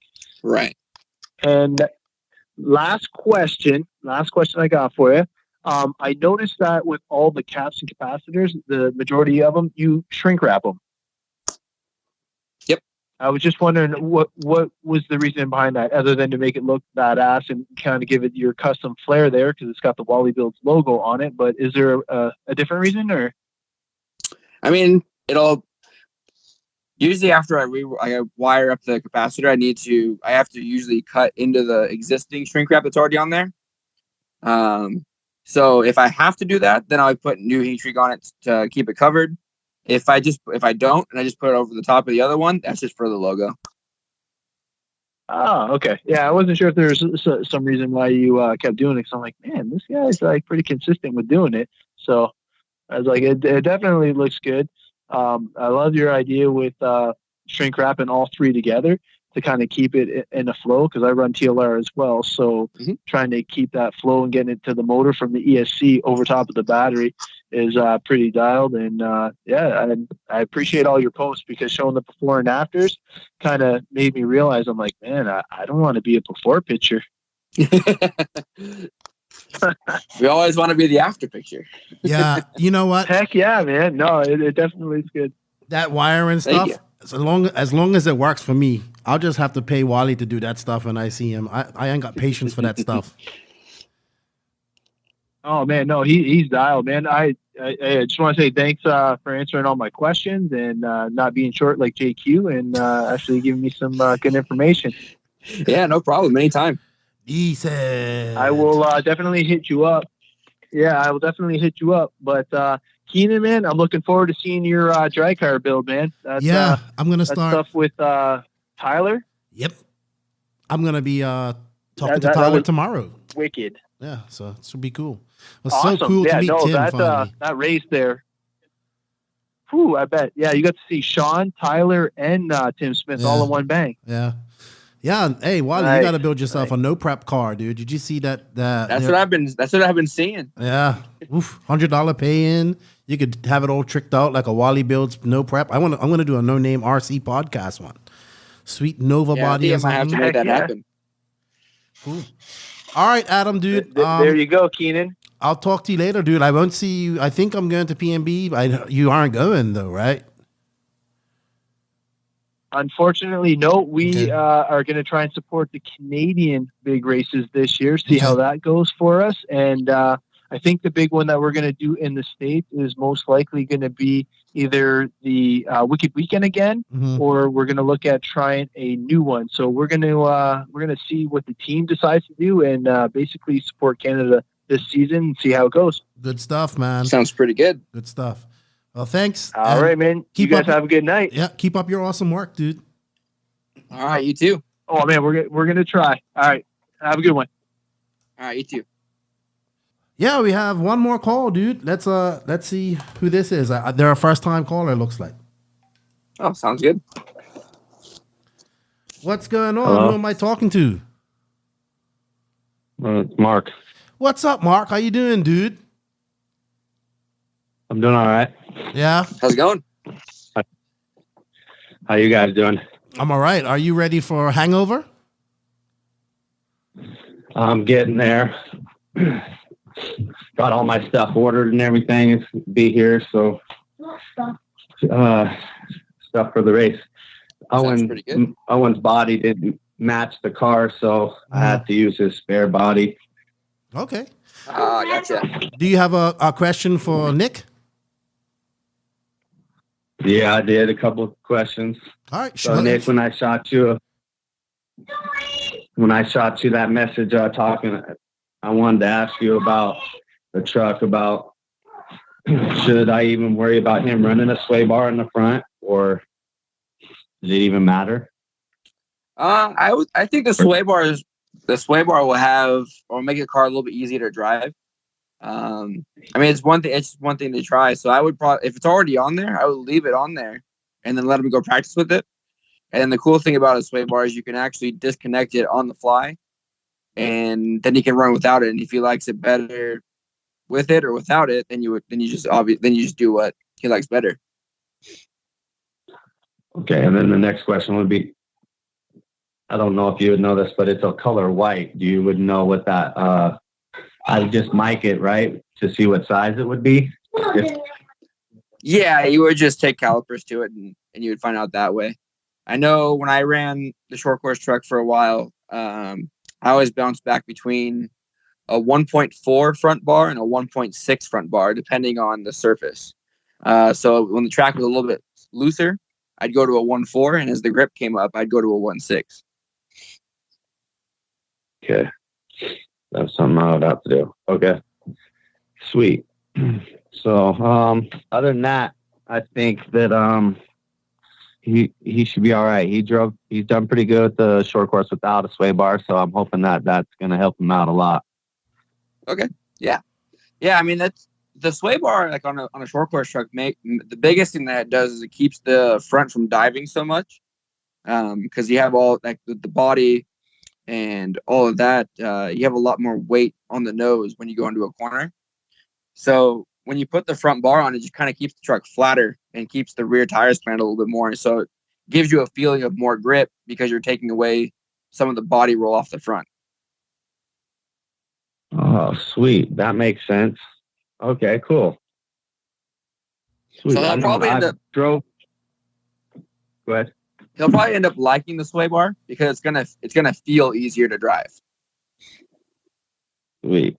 Yeah, it definitely seemed like it was really loose and stuff. So I definitely wanted to do that to his old car, but it wasn't really just, there was no, I don't believe there is no sway bar setup or whatever for the old car. So there was just go with it. Right. But the sway bar didn't get added until the 6 Series when the sway bar was added. I used to make one for the 5 Series, but there were some complications with that when I was working at Associated. Yeah, I heard the story. Yeah, so yeah, that kind of sucks, but it is what it is.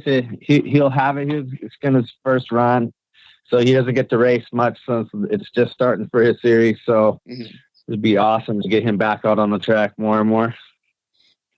Sounds good. And then, if you guys have any questions while we're out there, just let me know. I'll be there. Oh yeah, definitely. I will definitely hit you up because I think another thing is it's probably like his ball disc. So that's another thing. It didn't feel too good. I'm gonna have to redo. Okay. So sweet. Well, thank you. Sweet, Mark. I appreciate that, and I'll see you in the couple Have fun. days. Have fun and good luck this weekend, Mark. Yep. Oh, also, did you see the post about Joshua? Yeah, what's going on with that? He's just a kid or whatever. But he messaged a friend, I guess, a little while ago, so he's okay, I guess. Okay, that's good. So, but he got in trouble at school, I guess, or something for not turning in a test or something. He just copied and pasted some stuff off the internet or whatever. Mm-hmm. I guess, and he got Saturday school or something. And I haven't really got to talk to him because the teacher that he was talking to or whatever was he's not a teacher. He's some kid with some dude that deals with attendance and some stuff. So he just gave me we just talked a couple minutes on Friday about him okay with going to Saturday school, and that he got caught with a picture with his friend. So I don't know. We're waiting for a phone call today, and he only works in the office on Thursdays and Wednesdays or something. So we probably won't get a call for a couple of days, but I think he's just down the street down with his friend's house, but he wouldn't. Thursday he gave me a message, and I said, hey, can I get where you at, and what's up with the parents? He said, yeah, sure. And then he showed up. He said he'd be home at 5:30, and I said, cool, can I send me a picture or pick me up with the parents? And he said, oh yeah. And then he just showed up at 5:30 with nothing about the parents saying that he was at their house doing homework like he said or nothing. And I didn't say anything about it or anything. And then he was gone the next day. So I think he's just right down the street. No RC for him. Weird. No RC for him this weekend. Well, I try not to take stuff away from him. He's just a kid, and he doesn't really do a lot of dumb stuff. Like so you can't really punish kids these days. So I'm just trying to make sure he's safe, and I know. I was 15 and 16 one time, and didn't have a mom or dad then, really. So I kind of got to do what I want. So I know, you gotta be able to do some things. So hopefully he's not doing stupid things and he's just chilling. All right. Well, but I'll let you guys go, and thank you so much, man. All right. Thank you, and good luck with everything this weekend. And with Josh. Yeah. Oh yeah, sweet. He's like I said, he's a boy. He'll be all right, and I can't wait to finally get back on the track in the Northwest after DNC. See what I've learned so far. Sweet. Sounds good. Yeah. All right, dude. Thank you, guys. Talk to you later. All right. Yeah.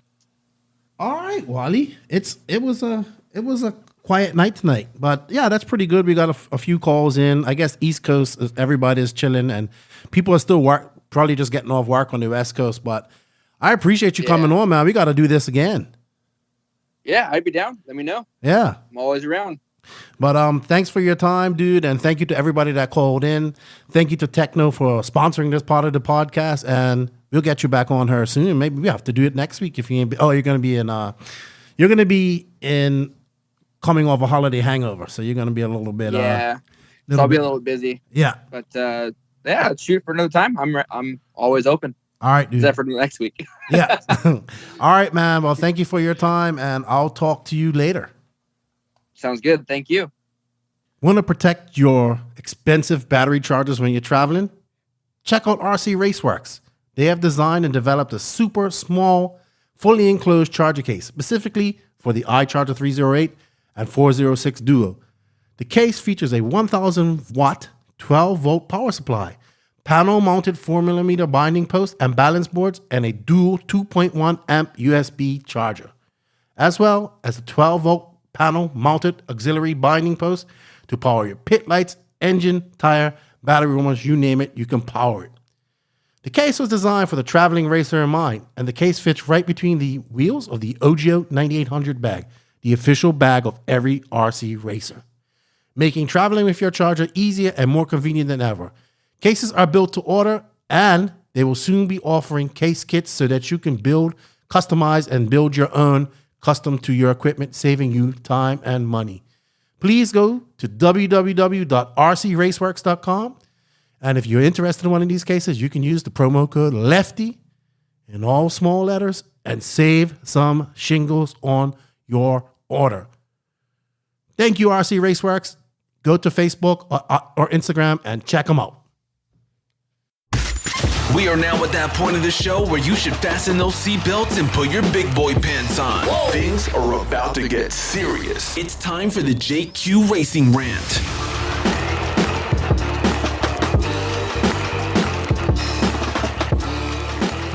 Welcome to the JQ Racing Rant. We are back.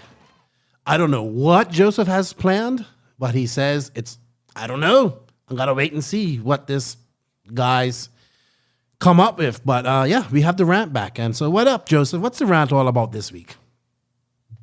Yeah, this week I have a very important rant. Okay? Oh, God. It has to do with this podcast. And here's the deal. This podcast was set up for you to become Joe Mathis. The Joe Mathis of RC. Just like the sort of idea of RCGP was to raise the image of RC racing, to have a website, social media, videos that you can show people who have no idea what RC racing is. And you show that and they're impressed, like, whoa, that's just like scale motocross. Like, that's cool. But we don't have that right now. So that's kind of the idea of RCGP, make it more professional, make it something that kids can see and think of as cool. That's the goal. Take some time to do, but I think we're well on our way. Your podcast what was the idea? The idea was to have a podcast that covers current events and topics, talks about drivers, products, teams, races, and brings more information and behind the scenes information to people who listen. Yeah, some humor, some fun stuff too mixed in, but the information is key. If it's just two guys bullshitting, it gets boring. It needs to bring some value to people who listen. Do you agree with me so far? Yes. Okay. And this is my problem. I feel that let me put it this way. I'm not very satisfied with your level of effort at the moment.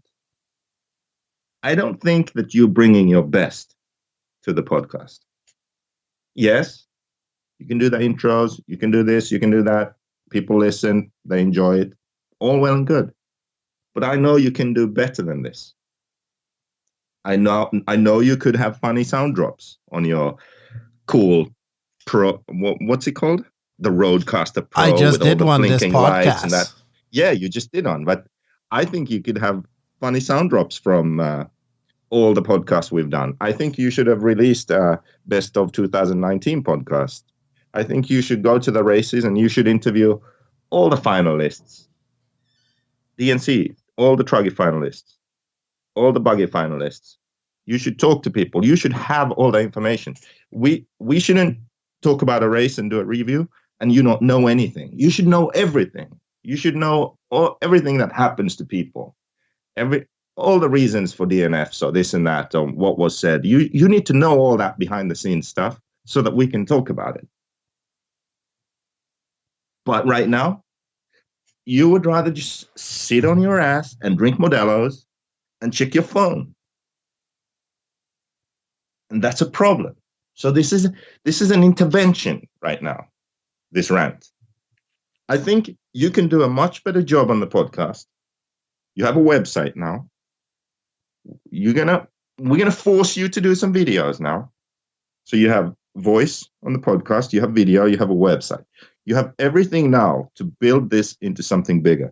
Get advertisers on board, travel to races, but they aren't going to get on board. They aren't going to send you to races if what you do at the race is drink Modelo's and check your phone. No, you have to get your ass up, walk around the pits, talk to people, find out what the scoops are, and then report on those. That's the whole point of this. And quite frankly, you aren't pulling your weight right now. And that's a lot of weight to pull around, actually. Do you see what I'm saying? Are you finished fucking intervention? Are you finished talking out of your ass? I'm not talking out about my ass. You know what? These are facts. You bring up some very good points. I was not very happy with what I done at DNC. I should have done more. I agree with you right there. I did my videos. I should have done more. I wanted to do another live podcast. When I asked you to do that, you said, I'm not doing it because you was in a pissy mood about your the way you was performing at DNC, right? Okay. So it's my No, I'm not blaming you. I'm not blaming you. I'm not blaming you. But, we're a duo. All right. So I do the podcast on my own as well. But you and I, we're the duo. Like we have to, we're yin and yang. You're a and I'm Keenan. So you know what I mean? It's like you're what? And I'm Keenan, Lefty the Great, and you're a right? So it's just you. Like when anybody ever asks me, oh, what do you think about JQ? He's a simple as that. It's true, you are. But because you was having a bad weekend, you was pissy and negative and upset. And I get that. You know why? Because I've seen you do this over and over and over again. Yes, you are right. Possible that this intervention became about me because it's not about. Don't change the subject. I'm not changing the subject. You talk about checking my phone when you're over there angry typing. I can see it. Like I know when you're posting something that you shouldn't be posting. You're over there, and you look at me. Don't change the subject. And you're like, and I said, Joseph, what are you doing? What are you doing over there on your phone? Let me see. And then you run. I can't. I gotta go. I go and sit off over here somewhere. And then I see some stupid post that I'm going to go on there and then a million people message me, why does JQ hate America? Blah, blah, blah, blah. I have to deal with that fire every day because you won't shut the fuck up ever. You know what I mean?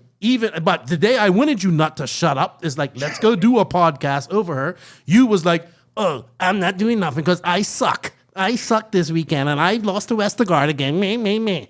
Anyway, you bring up valid points. You bring up some valid points. I wasn't too happy with my DNC coverage. I will admit, I got I don't know. I get starstruck on the West Coast. I don't know. Maybe things are too serious, but you're right. I need to get in there and get the scoops and all that type of stuff. But you know what? You also have a good eye for things. Other people have a good eye for things. I've learned in life, sometimes you got to use other people's eyes to catch things. And you do that. It doesn't hurt to say, hey, you should check this out. What about this? What about that? Give me some ideas. But you know what? You know what, Mr. Pumpernickels? You know what, Josie, the violin player? You know what, almost was a professional hockey player but got hit in the head with a hockey puck? You know, Mr. I pick strawberries once in a while. You know, I'm the 10-time Nordic champion. You know what, Mr. I love posting. Do you still have one more excuse? No, you know what? We are going to take this next level. Oh, really? Oh, yeah. Oh, yes. We're going to take this. How are we going to do that? We're going to introduce the No Name RC No News. That's the RC News? Yeah, the No RC News. Starting hopefully next week. A little video, maybe 10, 15 minutes, catching up on 8 scale, maybe 10 scale news throughout the world. And awesome things like X-rays, super lightweight flywheel that they came out and everybody should buy because it costs $50 more than what a normal lightweight flywheel costs. And little things like that. But you know what, Mr. I like to troll everybody on Facebook. I'm always right. Everybody's wrong. I am going to prove you wrong this year. You watch. By actually doing your job? I do my job. Bringing great content for people. Yes, I want to do a better job at races. Do your best ability. You know what? You want to talk about sound drops? Lefty the Great with his trusty sidekick, Rupert Pumpernickels. Slow your roll. Yeah, well, that sound drop just now wasn't really relevant. It does, because you're my sidekick in this thing. But, no, I do want to do... But you get my point. I do get your point. And I did get a bit starstruck and lazy at DNC. It got cold Saturday. I didn't want to move. I have no clothes to accommodate myself. Hey, I'm a big dude. I need to lose some weight. I need to get some clothes. It was cold. Excuses. But when I said, let's do a live podcast on Sunday. You was out. You was done. You weren't bumping anywhere. You was done. You was in a pissy mood. But you know what? Our live podcast that we done was really good. People enjoyed it. And it's up on YouTube now because, yes, we have a No Name RC podcast YouTube channel as well. So I've uploaded all my videos to that. I hopefully will have somebody to follow me with the camera at PMB, which will be better because it's really difficult for me with one arm. I can't switch arms, dude. It's hard. Like, honestly, I'm not making excuses. It's the truth. Listen, here's the deal. What? Here's the deal.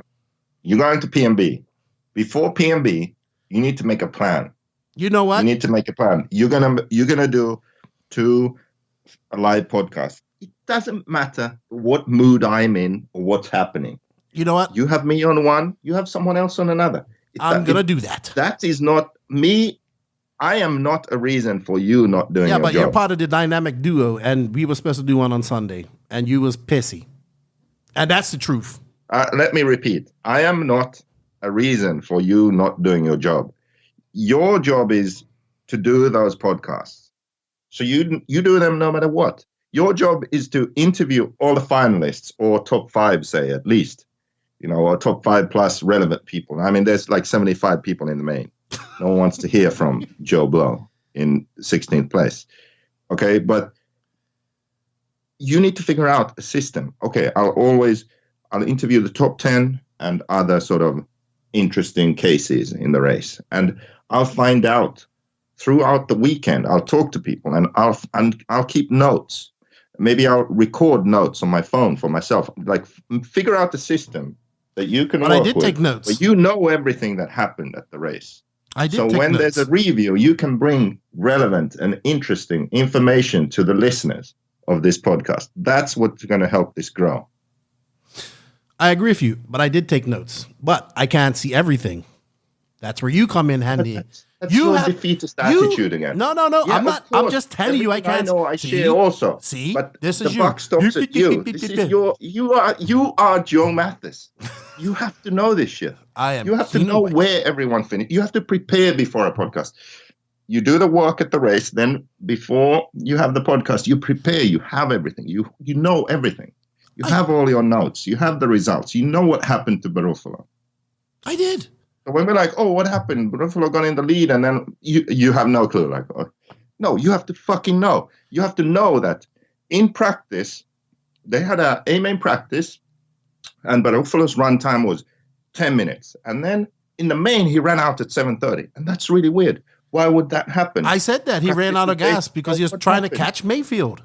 You know, you have to know these things. He ran out of gas trying to catch Mayfield and trying to go faster than him. And then he ran off the track. I just wasn't sure if he was in front of him. He's running FX, and that's a feature of the engine. Oh, okay. But you got 10-minute run times. Ask Coelho. But he got 10-minute run times. Well, yeah. Anyway. But anyway, nothing's ever perfect for you. Need to do. But you know what? I'm going to prove you wrong. You negative. I'm looking forward to negative Ned. Jesus. You know what? You're such a CUNT. But anyway, I like you. And that's a good thing. Knut. A Knut? Yeah, you're a Knut. Oh, man. You know what? This is pretty much how our conversations go. Like when we call each other people. This isn't an act. This is how our conversations go. Yeah, but I had to bring this up on the podcast when we're recording. Because if we weren't recording, you'd just be a baby. You'd be a baby and I couldn't get a word in. I tell You'd be all sea-being and crying. But because we're recording, you're trying to like keep your composure and act all cool. I would say the same thing That's to why you. I knew this is how we're going to deal with issues from now on. We're going to do it in the JQ Racing Rant. This is actually much more productive because you actually accepted. You accepted that you didn't do a great job. No, you accepted like, yeah, I wanted to do more. Prove you wrong. I wanted to do more. You tried to blame it on me, but see, I shut you down. Well, you don't. And now the listeners can hopefully agree with me, and then we can have a much better podcast. Don't worry, I'm going to prove you wrong because I can do more. And you know what? You're going to help me. You're going to help me as well at PNB. You're going to be my cameraman. So yeah, get used to it. JB can be your cameraman. No, you're going to help too. You're going to be sitting up there pissing and moaning about how you suck. I know you. I know you like the back of my hand, which I should backhand you at this race, which I really should. I actually don't know the back of my hand that good. Like, I don't sit around looking at it. Yeah, well, you're going to know the back of my hand pretty soon when I slap you in your face with it, being an idiot. But anyway, PNB, it's going to be good. I want you to get focused because you got to do well at this race, and you got to help everybody because we're going to have a big team there, and it's going to be fun. And I hope you go to practice at 4 o'clock in the morning. That would be so awesome. I would record that. At 4 o'clock in the morning. But hey, anyway, by the end of the week, I expect a full plan in my email. You get in this week, I expect a full by the end podcast plan for PNB. By the end of the week, you know what I expect from you? What's that? More bullshit on Facebook. I'm kind of over Facebook, to be honest. I've heard this story over and over again. No, I'm really kind of over. This is like DNC. I'm going to do good at DNC. I'm over Facebook. Right. All right. Yeah, I didn't do too well. You didn't. And you know what? You have to stop going into that mental mood that you go into, man. Seriously, you have to stop it. Like, that's what, like, all right, I'll give you a prime example. Mayfield goes out, doesn't do well. First run, first quality and buggy, right? Goes out second run, breaks. That dude knew he had to get a great run in Q3. That's why he was so wanted to throat punch Barufalo, like, you know, because he knew he had to got it. He went out there and got it. He didn't go and be all pissy and moany and complain. He went and got it. That's what you got to do. Switch on Rupert mode or something. I don't fucking know what you got to do. But don't be like, me. You sound like Beaker from Muppets. Me. Do it. Stop being a Just do it. Yeah, like come on, man. Like don't like it's RC. Yes, I know you want to do well. I know you can do. You know what I almost feel like saying to you? I feel like, man, just go up there with a beer in your hand and drive one-handed. Because I've seen you do that so good. Like I think, and just you gotta have fun. Like I think you're not having fun. Like you're putting so much pressure on yourself. You're not having fun. And this goes out to anybody that's out there racing and they're doing this same, they're in this same slump that you're in. Go out there and have fun. Don't give a fuck. Just go out there and have fun. Like, yes, like you could do so much better when you stop giving a fuck. But like, if you wanted to do better, make yourself do better. That's what Mayfield done, dude. He was like, I need to do this. I'm not going to be in the B main. I saw Dagani do it at Silver State. I'm not going to be in the B main. I'm going to make it. You need to get that. You don't have it. You can have it, but you don't know how to turn it on. You worry about somebody hitting a cone that you avoided, but you still went on about a bloody. That's why I'll never pitch you. Never pitch you ever again. Like, ever, ever, ever. Over that cone. You'll never pit me because you pitted me one-handed once. Yeah, but I'll never. And then I have to listen to you piss and moan on the damn speakers. You worried about a cone that somebody hit on the track that you avoided. You worried about that for a whole nother lap. Who hit that cone? Blah, blah, blah. Who cares? You missed it. Did it affect your race? No, but you let it affect your race because that was your mental excuse not to do well in that race. So yeah, you want to put me on the spot? I'll put you on the spot too. But your mental breakdowns that you have at racing, if you didn't do that, you'd be so much better. Fuck's sakes. Making me swear so much. Damn it. But this goes to anybody because I've seen it happen to you so many times. And the good guys who do well at races, they put that behind them and they go. And the people that have more fun at races do better. Anyway, you ranted on me, I rant on you. But it was a good rant. I hope we both listen to each other. And I hope people learn as well from this. Go out, have fun, race. We're fortunate to be racing RC cars, dude. You know how much I give to go drive a buggy right now? Your left arm? Yeah. No, I kind of use it. But I would love to go have a track to go run at. People complaining about this track, not this, not that. Be fortunate you have a place to go run. But you know what? We're going to turn it up at PNB. Can't wait. Anyway, Joseph, we ranted enough. That was fun. We got a lot out in the open just now. But thank you, everybody, for tuning in. Thank you to all of the No Name RC podcast listeners around the world. Thank you to our sponsors, RCMX, Tekno RC, JQ Racing, Beach RC, BK Servos, Papa Willie's Traction Tonic, and RC Raceworks. Remember, guys, if any company out there wants to be a part of this podcast, wants to advertise in this podcast, we are growing. We want to promote your company. We're going to probably start doing some video. I hope to do it next week. It's probably going to be not the best because I don't know what I'm doing with this video. Probably you'll hope, and you're saying it's going to be shit. Already with a defeat. No, it's not defeatist, but the first, I remember the first episode of this podcast I done. Remember, I have a whole podcast that I haven't released. Our first one. You learn as you go. I've learned a lot in the year when it comes to podcasting. Now I'm venturing into video. I'm not going to go crazy in video, just stand, sitting behind the desk and stuff like that. But I will learn as I go. So it's just a quick thing to bring news to people, what's going on in RC, and that's it. Something funny, something brought to some guy who just loves RC, who's passionate about it. And remember, it's all about having fun. It's all about having fun. And Joseph, I don't know, man. I don't know what you need. Maybe you need to go take a brain scan or something. Get your brain fixed. Get your brain right so you can do better at these races. You can do better. You know what? We're going to get you a beer helmet. That's what we're going to get you. You're going to go up on that track with a beer helmet and some drinks. I bet you'll have fun and do good. That could help. I know it could. But to anybody that's going through that problem, just Joseph's a case example of mentally frying yourself on the track. But thank you to everybody. Thank you to the No Name RC podcast listeners. Thank you to the Patreon guys who go the extra mile. We got something lined up for you guys as well. And thank you to our sponsors. Remember, showing our sponsors some love shows the podcast some love. There are promo codes for all of them except Beach RC. But, go Beach RC, say the Lefty sent you, and you'll get hooked up. So we both have something to work on at PNB. Yeah, but you need to do the coverage and do a good job and know what's happening so we can actually do a review podcast. And I need to not get mentally fried. Yeah, and lose to Anthony. And you know what? Yeah. But yeah. That's the goals. Let's see if we can both do that. I know what I have to do to fix my side. I don't know what you need. I don't know. I think you just, I don't know if you're deprived of oxygen, lack of love, or you have that umbilical cord wrapped around your neck when you was in your mother's womb, or you got dropped a few times in your head. But we need to drop you a few times from height and see if we can fix you. Something's got to go on.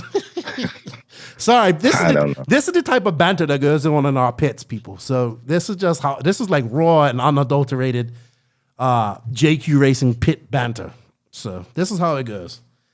Anyway, Joseph, thank you for your time. I appreciate it, man. It was fun talking to you. It was a nice break, and it was, it's good to hear you have some fire and not be such a namby-pamby. And thank you. I appreciate your time. And you guys enjoy this podcast. Share it. It's going to be a long one, but that's how it goes. Remember, nitro is the glory. E-buggy pays the bills. If you ain't grinding, you're sliding. And you know what? Complacency is bad. That's my motto for this weekend. Let's not be complacent. Let's do things differently. All right, Joseph, thank you for your time, and I'll talk to you later, dude. See ya. Thank you for listening to the No Name RC podcast. We greatly appreciate all the support and love from you, the listeners. Without all of you, none of this is possible. Special thanks to our patrons on Patreon. If you wish to support the podcast further, you can at patreon.com/NNRC podcast. As a patron, you will receive early releases, special content, and patron-only giveaways. Also, please follow us on Facebook, Instagram, and our website, www.nnrcpodcast.com. Remember, nitro is the glory, but e-buggy pays the bills. If you aren't having fun, it doesn't make sense. And if you ain't grinding, you're sliding. Lefty out. Nitro is the glory. Nitro is the glory. Nitro is the glory.